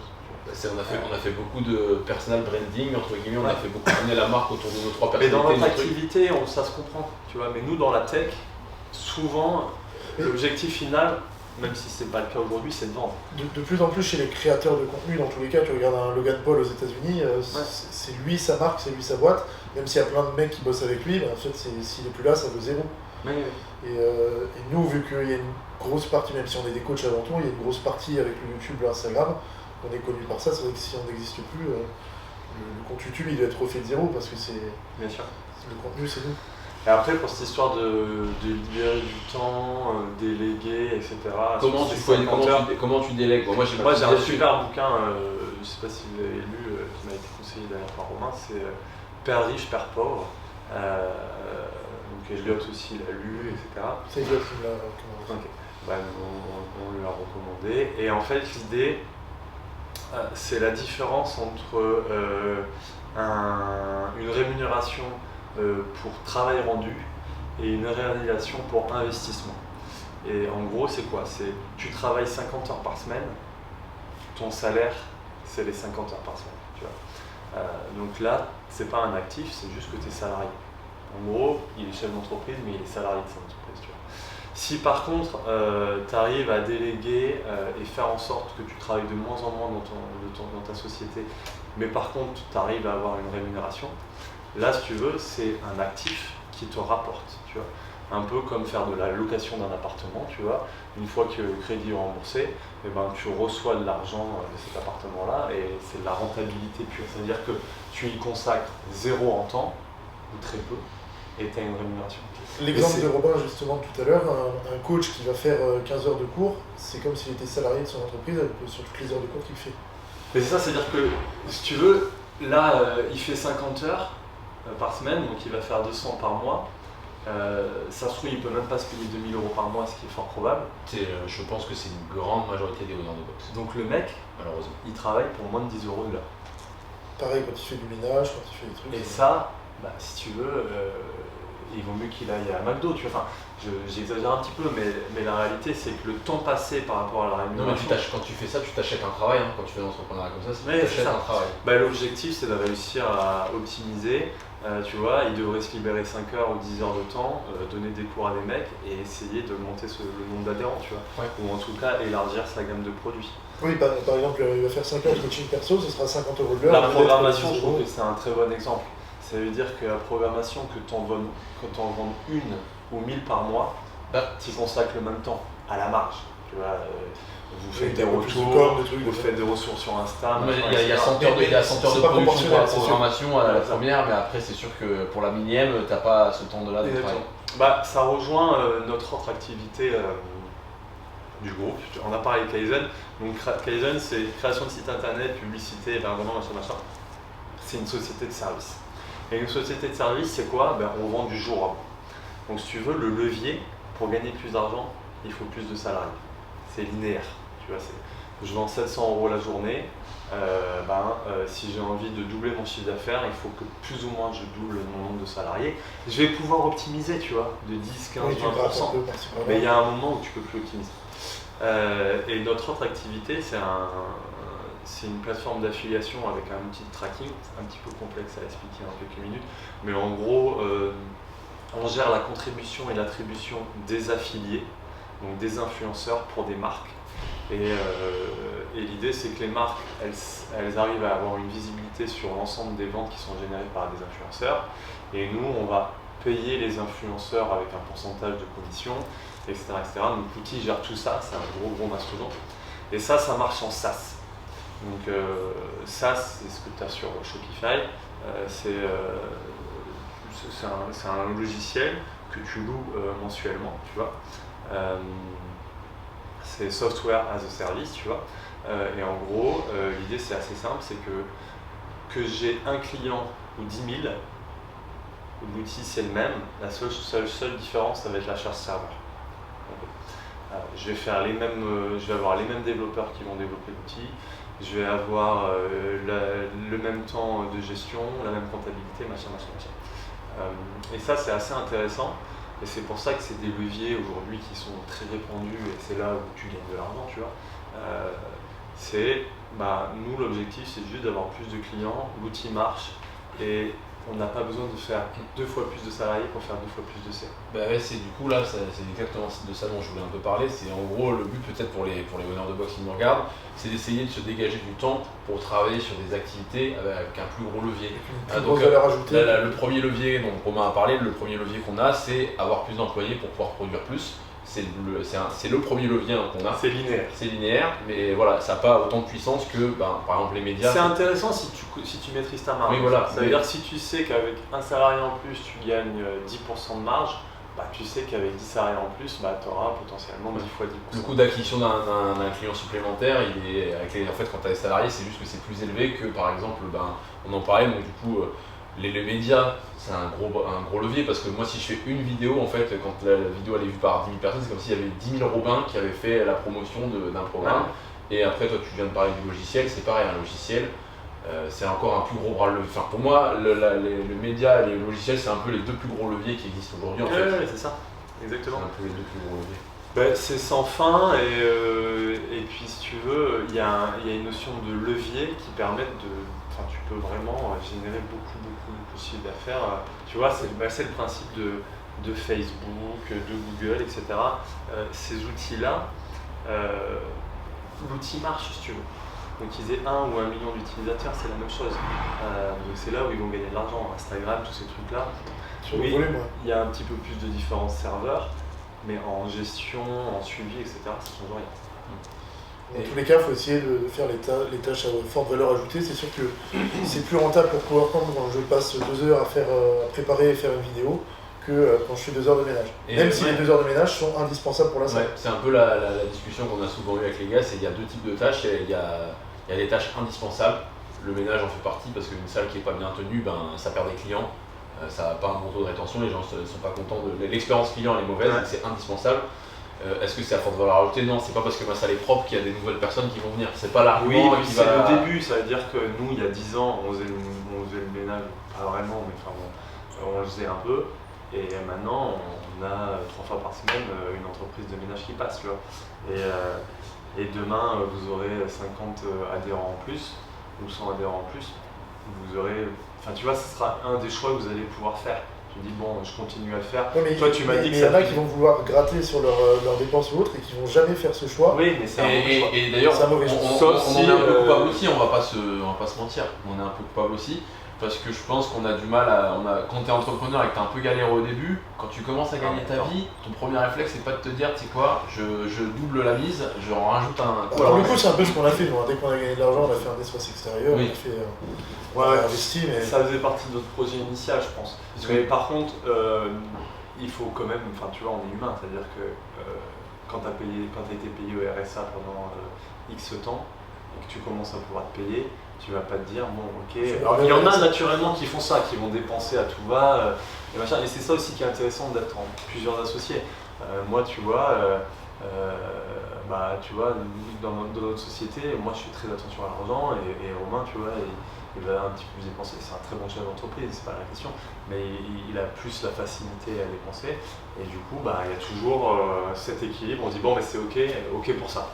On va faire 10 heures de ménage, on va en faire 4, on en fait 6 et puis oui. Mais là où on est pareil chez nous. Mais là où je veux en venir, c'est que je pense, et moi je parle vraiment pour nous, et même je pense qu'il y a plein de honneurs qui sont là, c'est en fait, quand tu crées une société, tu fais un pari, tu fais un investissement et tu fais un pari, et je trouve qu'après, une fois que tu as fait ton premier gros pari, c'est pas forcément si évident que ça de te remettre à parier. Parce que ça fait 3 ans que tu es dans l'attente que ton pari soit un peu vrai, par exemple, pour certains. Ouais, mais c'est ça qui va faire la différence. Et je sais que c'est ça qui va faire la différence, mais en gros, moi j'essaie de me convaincre de plus en plus, et je pense que j'ai fait le chemin dans ma tête, peut-être pas encore dans mes actions, et Louis pareil, Marin pareil. C'est ok, quand je paye un mec pour faire le ménage, par exemple, c'est un investissement, et c'est un pari que je fais. Je fais un pari que il va me dégager tant d'heures, et que moi sur cette tant d'heures, je vais upseller. Après, il faut pas que tu payes le mec pour qu'il fasse le ménage pour que tu puisses aller. Faire un laser game pendant c'est ça, je pense aussi là où ça se. Alors après, le temps où ça sera le cas, ça sera bien aussi. Moi je vais pas golfer pendant la semaine. Mais c'est plus un investissement, c'est une charge, c'est tout. On en rigole souvent. Ouais, c'est une charge, mais c'est parce que la société a la capacité de le faire. Oui, bien sûr. Si la société a la capacité de le faire, en vrai, oui, on le fait. Il y a un moment où c'est des choix qui sont pas faciles, mais l'objectif final, c'est de prendre notre retraite à 40 ans. Je rigole, tu vois, mais à moitié. C'est-à-dire que, et la retraite, on fera d'autres projets, on fera des trucs, voilà ça. Et c'est pas être inactif, mais c'est avoir la liberté financière. Ouais, c'est ça. La fucking monnaie, on dit. Il y a une différence entre être chef d'une entreprise et être entrepreneur, tu vois. C'est-à-dire, là, vous êtes chef d'entreprise, mais vous avez une partie programmation qui est aussi une sorte d'autre entreprise, et puis vous faites des séminaires, vous faites machin. En fait, vous avez diversifié votre activité au maximum que vous pouviez, et comme on en parlait tout à l'heure, peut-être que demain vous allez vous intéresser un peu à l'immobilier, peut-être que vous allez vous intéresser pas à des franchises, je sais qu'on en a parlé, tu vois, mais en soi, mais voilà, ça c'est un très bon exemple. Pour ce qui est du fait d'ouvrir une autre salle, parce que tu sais, nous on n'est pas trop pour le fait de franchiser, mais je me suis rendu compte qu'au début je disais ça parce que oui, ça m'arrangeait de dire ça d'un point de vue un peu égo, et nous on veut qu'une salle et puis c'est comme ça qu'on voit l'entrepreneuriat, mais dans tous les cas, si j'en avais envie, si on en avait envie plutôt, ce serait un peu compliqué parce que comme on l'a dit, on est tombé un peu dans ce défaut de que le business il tourne uniquement autour de nous, et donc c'est un levier, l'affiliation ou la franchise qu'on pourra jamais utiliser, ou en tout cas pas dans l'état actuel des choses. Parce que, comme l'a dit Louis, il ne suffit pas d'avoir une salle et l'éco, et puis matos, il y a toute une aura qui va avec et qui est compliquée à exporter, quoi. Non, après la réflexion, tu vois, je sais pas exactement comment vous pouvez faire évoluer votre business, mais ça peut prendre du temps, peut-être que c'est pas ça, peut-être que c'est autre chose. Mais voilà. Après, effectivement, pour le contexte, c'est un bon exemple. Déjà la compétition, vous avez déjà fait pas mal de trucs aussi, donc. On a touché à pas mal de trucs, mais il n'y en a pas beaucoup qu'on a poussé à leur paroxysme. Vraiment, là, pour le coup, pour moi, les deux activités qu'on fait le mieux, c'est l'activité salle de sport. Et là, le truc qu'on est vraiment en train de monter en puissance, c'est la programmation online. Ouais. Voilà. Tous les autres trucs, pour moi, on tâtonne. Même les séminaires, on en fait environ un par mois, je pense, avec Louis, parfois un peu plus. C'est pas une activité qu'on cherche à développer, ça nous tombe un peu dessus. C'est un peu un résidu de notre notoriété sur les réseaux, quoi. Pareil pour ce qui est des habits. c'est encore au stade vachement expérimental, puis ça prend aussi beaucoup de temps et que pour faire la qualité, voilà. Même le contenu YouTube, on peut. Même le contenu, on est vraiment. Chaque fois, on aura des micro-cravates sur un podcast comme ça sera mieux au niveau du son. On est encore vachement dans le flou artistique, quoi. Ça, c'est sûr que. Et c'est pour ça que je voulais parler de délégation avec toi, parce que c'est vraiment. Pour moi, là, on est à ce stade-là. En fait, notre société, si on veut vraiment que PowerCamp ça grossisse, et je pense que c'est le cas pour plein d'honneurs, encore une fois, c'est pour ça que qu'on partage tout ça avec vous.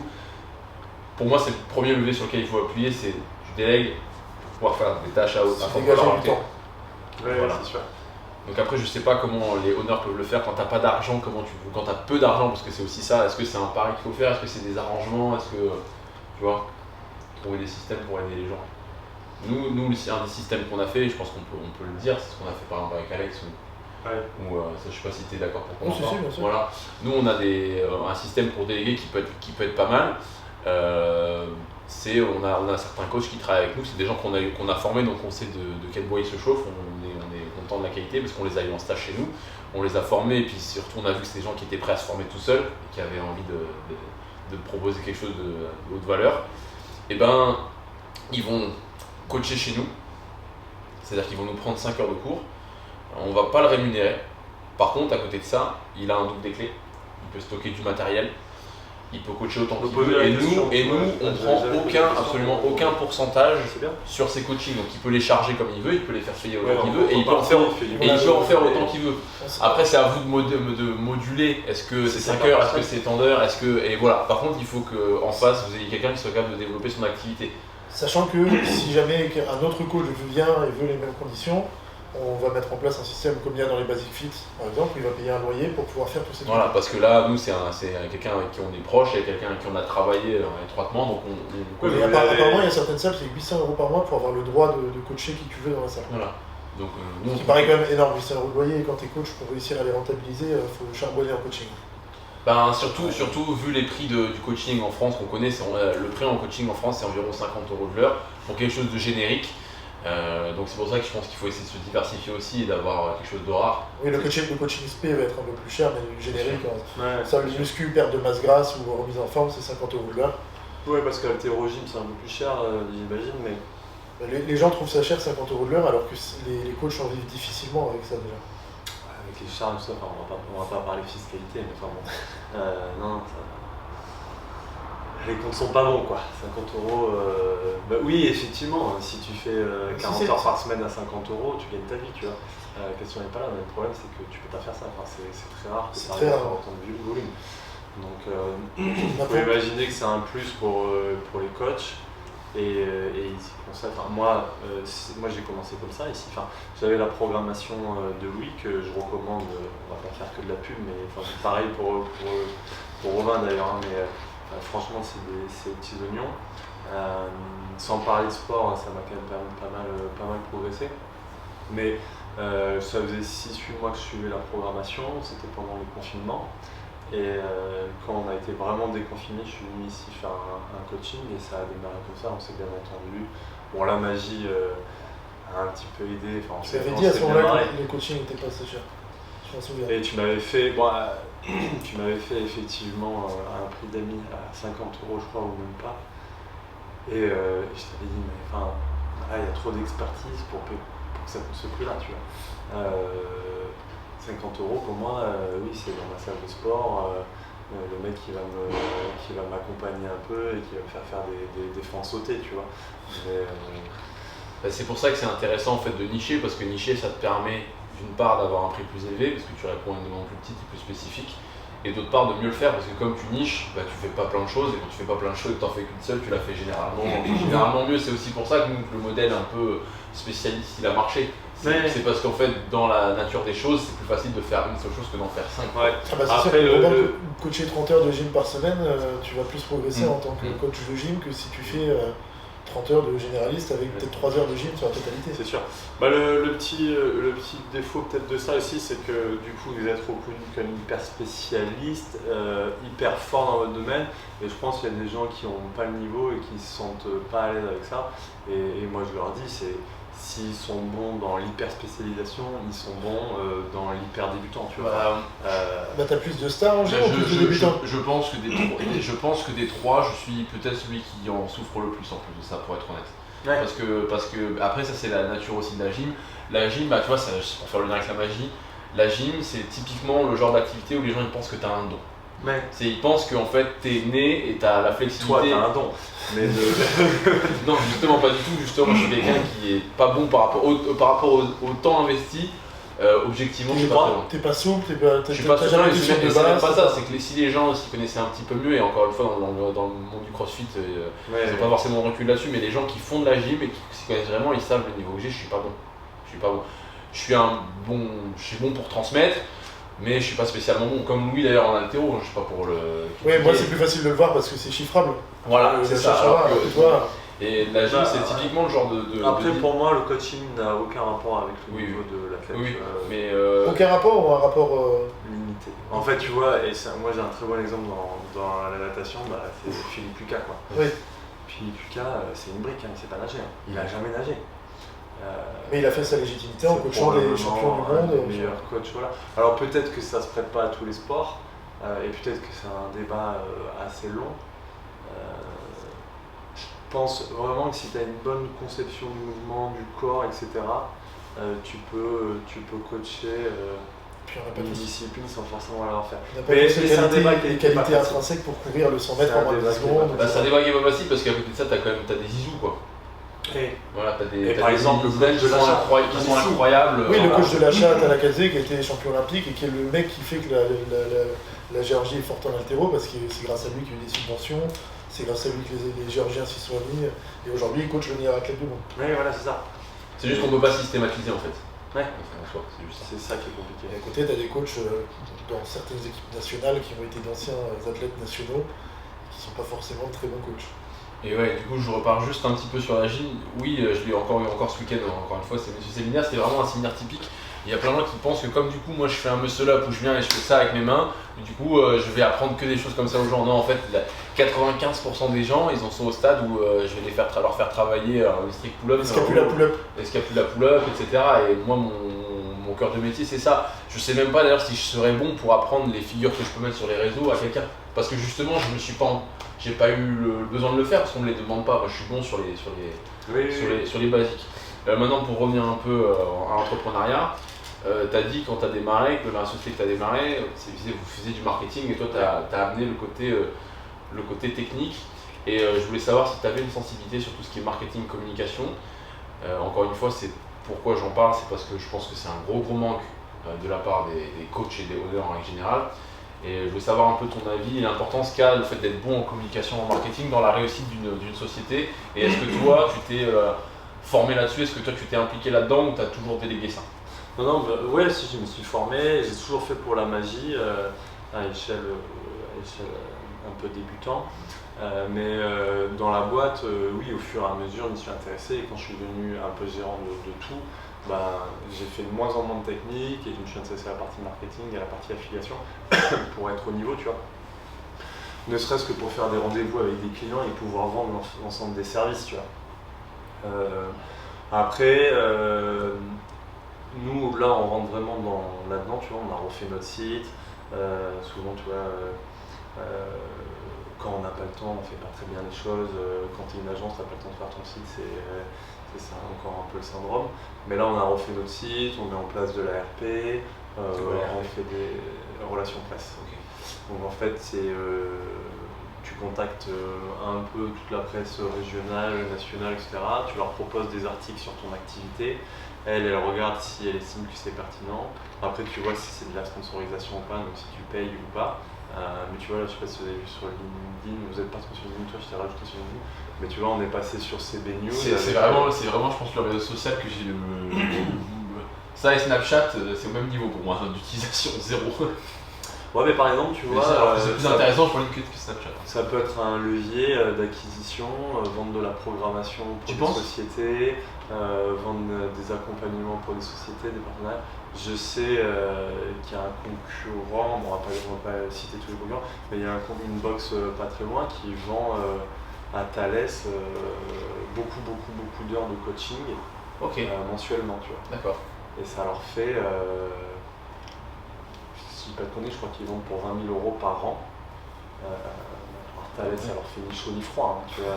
Thales, non, 20 000 €, non, c'est les cafés pour eux. Voilà, c'est ça. Budget café. Si tu veux, et eux, évidemment, et donc ce qu'ils ont fait, ils y vont un peu de temps en temps. Ils ont mis quelques gars, comme si tu envoyais Alex, Flo, tu vois, ou Lucas, ils ont envoyé quelques gars là-bas. Chacun a ses heures, eux ils font de la marche sur l'ensemble des heures. Et ouais, je sais pas si c'est un levier de croissance, mais LinkedIn, ça reste un des outils les plus performants. Pour une raison aussi, c'est le fonctionnement basique de LinkedIn. C'est quand tu likes, tu partages, tu commentes ou quoi que ce soit, l'ensemble de ton réseau le sait et ça arrive sur leur mur. Ce qui est très différent de Facebook. Facebook le fait un petit peu, mais c'est en fonction de l'attraction globale de la publication. C'est pas par rapport à toi, c'est par rapport à l'intérêt qu'a le post. Mais si tu regardes, si tu as la notoriété sur LinkedIn, une publication, ça peut exploser, quoi. Et c'est pour ça qu'aujourd'hui il y a des grosses marques, des gros chefs d'entreprise, etc. Mais tu vois, des trucs, je sais pas, textile, dans la santé, etc. qui se rendent compte que c'est un des plus gros leviers d'acquisition. Tu vois, pour que ta publication Instagram marche bien, ça va d'abord passer sur ton réseau d'amis. Si tous tes réseaux d'amis like, etc., c'est pas pour ça que ça va aller sur un fil d'actualité d'autres personnes. Déjà, il faut qu'il y ait un super taux de clics et d'enregistrement et de vues sur tes abonnés avant que Instagram se dise je vais le proposer à d'autres personnes non abonnées. Je sais plus pourquoi on dit ça. Ouais, on parlait de marketing. Ouais, du coup, marketing, c'est ce qui fait que tu as de l'entrant. Ça veut dire que les gens, naturellement, ils font des demandes dans nos sociétés et c'est plus nous qui allons chercher les clients. Tu vois. Et ça, c'est pareil, ça reste un objectif majeur. Tu vois. C'est de la même façon que toi, il y a des gens qui viennent en drop-in les jours fériés à fond. Il y a des gens qui prennent des programmations parce qu'ils ont entendu parler, machin. Ça, c'est le rêve, tu vois. Et ça, comment ça arrive ? C'est parce que vous avez une belle communication sur les réseaux sociaux, sur internet, etc.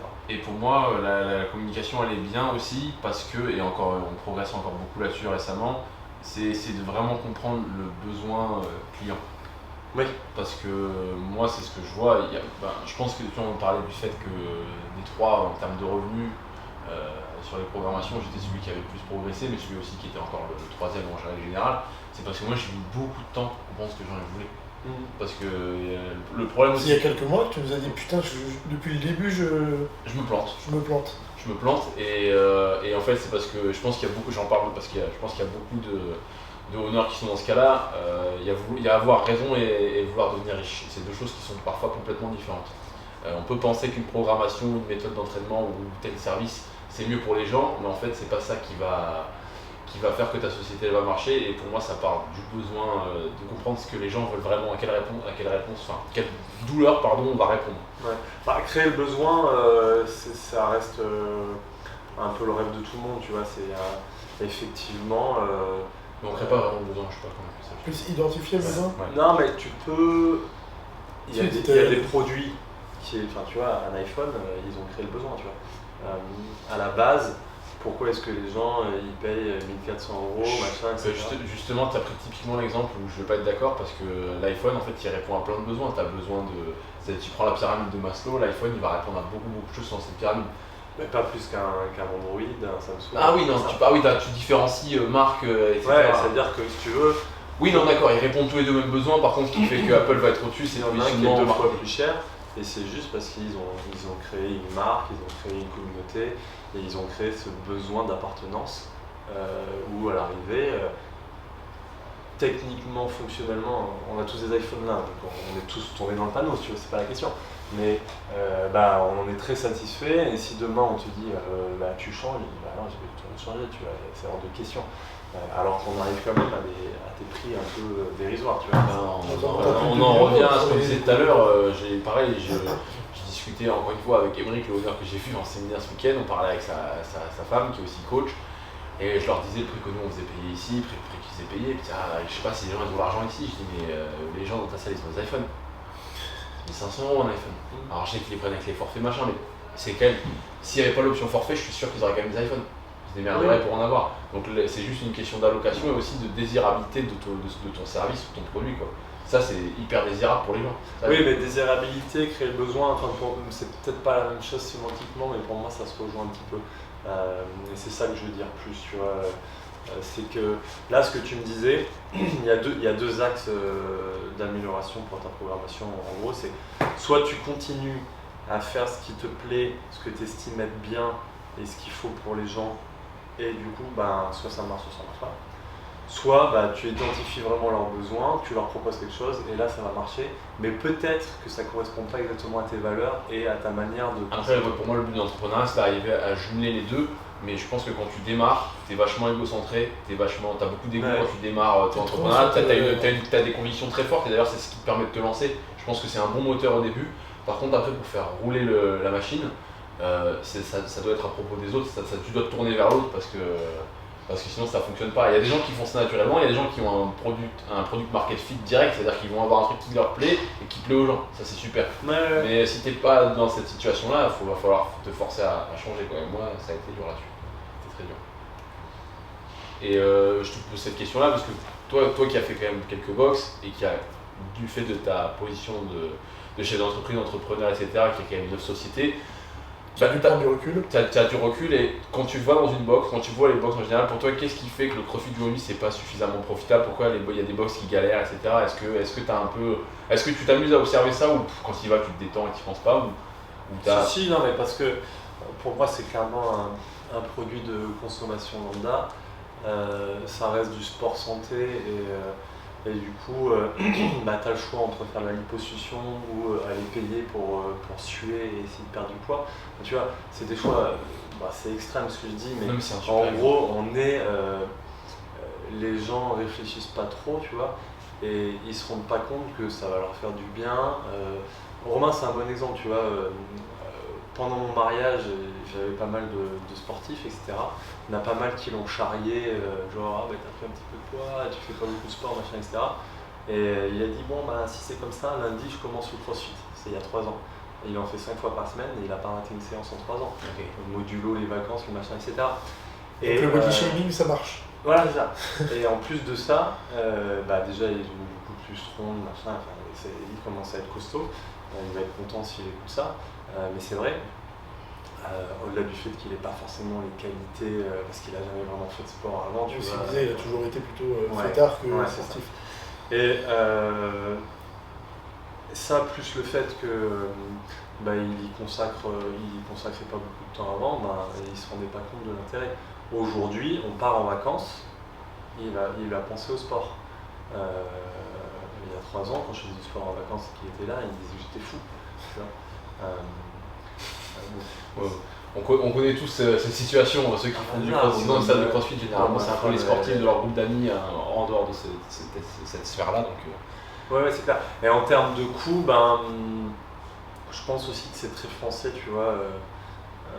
Mais moi aussi je suis le bon exemple, tu vois. Si je peux trouver des bonnes combines, pas payer trop cher, etc. Je serais prêt à payer très très cher en fait. Mais si tu as l'opportunité finalement tu vois, même dans la salle où on est là, on ne paye pas très cher avec Romain, on a négocié, on a parrainé X personnes, tu vois, après c'est aussi le côté entrepreneur peut-être, tu vois, moi j'aime bien trouver un moyen d'optimiser le truc. C'est intéressant ce que tu as parlé de liposuction, etc. Et tu vois, on en a parlé en off de l'équation de la valeur de Alexandre Brosi, et lui justement il parle de ça, donc on en a parlé beaucoup aujourd'hui de ce mec-là, ceux qui sont curieux, allez voir, c'est un entrepreneur américain.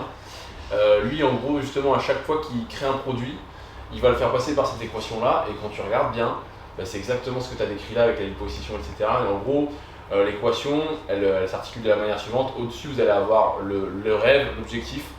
Donc c'est où est-ce que je veux aller. Et c'est pas forcément décrit en des termes techniques. On vend pas le ticket d'avion, on vend les vacances. Donc il faut faire rêver un peu la personne. Comment tu vas être quand tu seras maigre, qu'est-ce qui va se passer, comment les gens vont se comporter avec toi, comment tu vas te sentir dans ta peau. Il y a encore au-dessus, sur la même ligne, la probabilité de réussite. Donc ça c'est en gros, pour revenir à la liposuction, si tu as 2 chirurgiens, s'il y en a un qui a fait 10 000 opérations et qu'il y en a un qui en a fait une seule, tu vas aller avec celui qui a 10 000 parce que tu sais que tu as beaucoup plus de chances de réussir, c'est pour ça que ce sera plus cher. Et le dessous de l'équation, c'est là où en gros pour lui les sociétés à grand succès elles se démarquent, et ça va être le temps entre ton objectif et le moment où ça se passe. Et ça pour le coup la liposuction et le sport, t'as opposé ça, la liposuction ça va beaucoup plus vite, ça se fait en beaucoup moins de temps, et tu vas avoir également les efforts à fournir. Et ce qu'il explique en gros c'est que il n'y a pas que l'argent en coût quand tu fais quelque chose. Par exemple, si toi demain je te dis tu as une agence marketing et je veux m'offrir tes services, tu vas me dire moi je peux te faire gagner tant de clients machin en tant de temps. Par contre toutes les semaines on va devoir se voir pendant 1h30, 2 heures, et tu vas devoir me faire des reports de ça, vous allez devoir mettre en place tel truc, et en fait ça peut me freiner plus que l'argent à dépenser. Bien sûr. Et donc en gros c'est pareil, la liposuction, t'as pas d'effort à faire. Ouais. Mais le frein, ça peut être de passer sur le billard. Voilà, mais le frein, ça peut être. Et en gros, pour moi, c'est ça en fait. Quand tu crées un produit ou un service, il faut vraiment faire passer un peu par tout ça. Et pour essayer de faire un lien avec la programmation, par exemple. Moi, quand je fais ma programmation, par exemple, mon objectif, c'est pas d'avoir juste le bar muscle up, c'est d'être RX, de pouvoir faire le mouvement en compète et de bien bouger. Et en gros, être RX, c'est pour ça que le CrossFit ça marque, c'est que être RX en fait, c'est un symbole. C'est pas savoir faire un muscle up, c'est être RX. La probabilité de réussite, j'essaie d'avoir un maximum de personnes qui me font des retours positifs sur ma programmation que j'ai publiée. Pour avoir la preuve. En termes de temps, alors forcément il va y avoir un investissement en temps, mais moi ce que j'essaie de montrer aux gens, c'est que en se focalisant sur un seul mouvement et en évitant de faire une prog généraliste tangible comme il peut y avoir dans les progs de CrossFit, ils vont quand même aller plus vite que s'ils s'éparpillent. Et en termes d'effort, l'effort c'est pas forcément le fait de s'entraîner, mais les gens veulent pas arrêter les WOD. Par exemple, ça c'est un des efforts de la programmation. Moi je vais faire une programmation avec laquelle tu peux en plus continuer à faire tes mots, donc tu n'es pas obligé d'arrêter. C'est important je pense. Et voilà, moi quand j'ai lu ce truc là, ça m'a vraiment. Je me suis dit en fait c'est bête et méchant, et en fait ça s'applique à tout. Vraiment à tout. C'est sûr. Mais et après, la liposuction c'est quand même un exemple pas très heureux, tu vois, mais du coup, tu as la valeur de l'effort, tu sais pourquoi tu l'as fait et tu connais ton résultat. Romain, il sait aujourd'hui pourquoi il a très mal au dos, pourquoi il est en santé, et pourquoi il est fort, et il a pris 3-4 kilos, tu vois, et si je lui avais dit il y a quelques années tu prendras 3-4 kilos, non, surtout pas machin, et en fait non, mais c'est 3-4 kilos de muscle, t'es devenu un bonhomme, tu vois. Oui, et puis t'as la satisfaction de l'effort fourni pour arriver à ça. Et par rapport à cette notion t'es pas fier d'avoir fait une liposuction, alors que t'es fier d'avoir fait 2 ans de CrossFit pour arriver à tes objectifs. Par rapport à la notion de RX, tu vois, là ma femme elle a repris bien le sport, et hier elle s'entraînait dans la salle, il y a une salle qui a ouvert à 50 mètres de chez nous, et pour Alice c'était plus pratique. Bon, je l'ai forcé à venir ici, mais c'était un peu long. Et elle me dit, elle est rentrée, elle était hyper contente, tu vois, sur le dos, trop contente, c'était trop bien, à côté il y allait à vélo, tout ça, machin. Et elle me dit, bon par contre, j'ai pas pu faire tous les mouvements, c'est genre elle avait du mal en pull-up, elle a fait des anneaux. Et je lui dis mais t'as bien bougé. Elle me dit ouais j'ai pas arrêté de bouger, etc. Et tout. Je lui dis t'as fait le job, tu vois, tu t'es éclaté, les pull-ups ça va revenir, l'important c'est de bouger quoi. Donc et là elle a la valeur effectivement du travail, du résultat, de l'effort, et elle va y retourner dans la semaine. Elle m'a dit est-ce que tu peux t'occuper de la petite jeudi ou machin. Mais on est d'accord qu'il faut, il faut quand même être capable de communiquer sa valeur. C'est ça que je veux dire, c'est que c'est bien de la connaître, mais comment est-ce qu'on arrive à faire en sorte que les gens ils arrivent à percevoir ça? C'est ça en fait aussi notre travail. Parce que toi c'est ça aussi sur ton site, pour revenir à ta société qui fait le lien entre les influenceurs et les sociétés, c'est comment tu t'es positionné pour montrer un peu… c'est dur, que ça rapporte, que ça marche. C'est dur, le truc effectivement, c'est des références, des études de cas, montrer la réussite des projets, et puis la difficulté aussi c'est qu'il y a un peu de concurrence, il n'y a pas énormément de concurrence dans l'affiliation, mais vous il y a quand même beaucoup de concurrence aussi, tu vois, on a le choix d'aller un petit peu partout. Ouais, je suis à la fois d'accord et pas d'accord, dans le sens où c'est sûr que si un consommateur il a 2 produits dans les mains, ils sont quasiment identiques, il va choisir avec le prix, parce que c'est 2 commodités. Alors que si. Ah, s'ils sont identiques, oui. Voilà, et le but justement, je pense que c'est là aussi, il y a plein de gens qui ont du mal, c'est qu'ils ne créent pas la différence. Non, mais si c'est comparable et que tu peux facilement faire la différence, oui, c'est certain. Non, mais c'est souvent difficile, tu vois. En fait, ce qui est difficile, c'est de montrer ta différence. Ça veut dire que là, on peut très bien dire, vous proposez tous la même chose à Bordeaux, et en fait, non. Il y en a quasiment aucun qui sont à peu près identiques. Un exemple concret, à chaque fois qu'on part en séminaire avec Robin, où je rentre, celui qui était là demande à l'autre la boxe c'était comment. Ouais.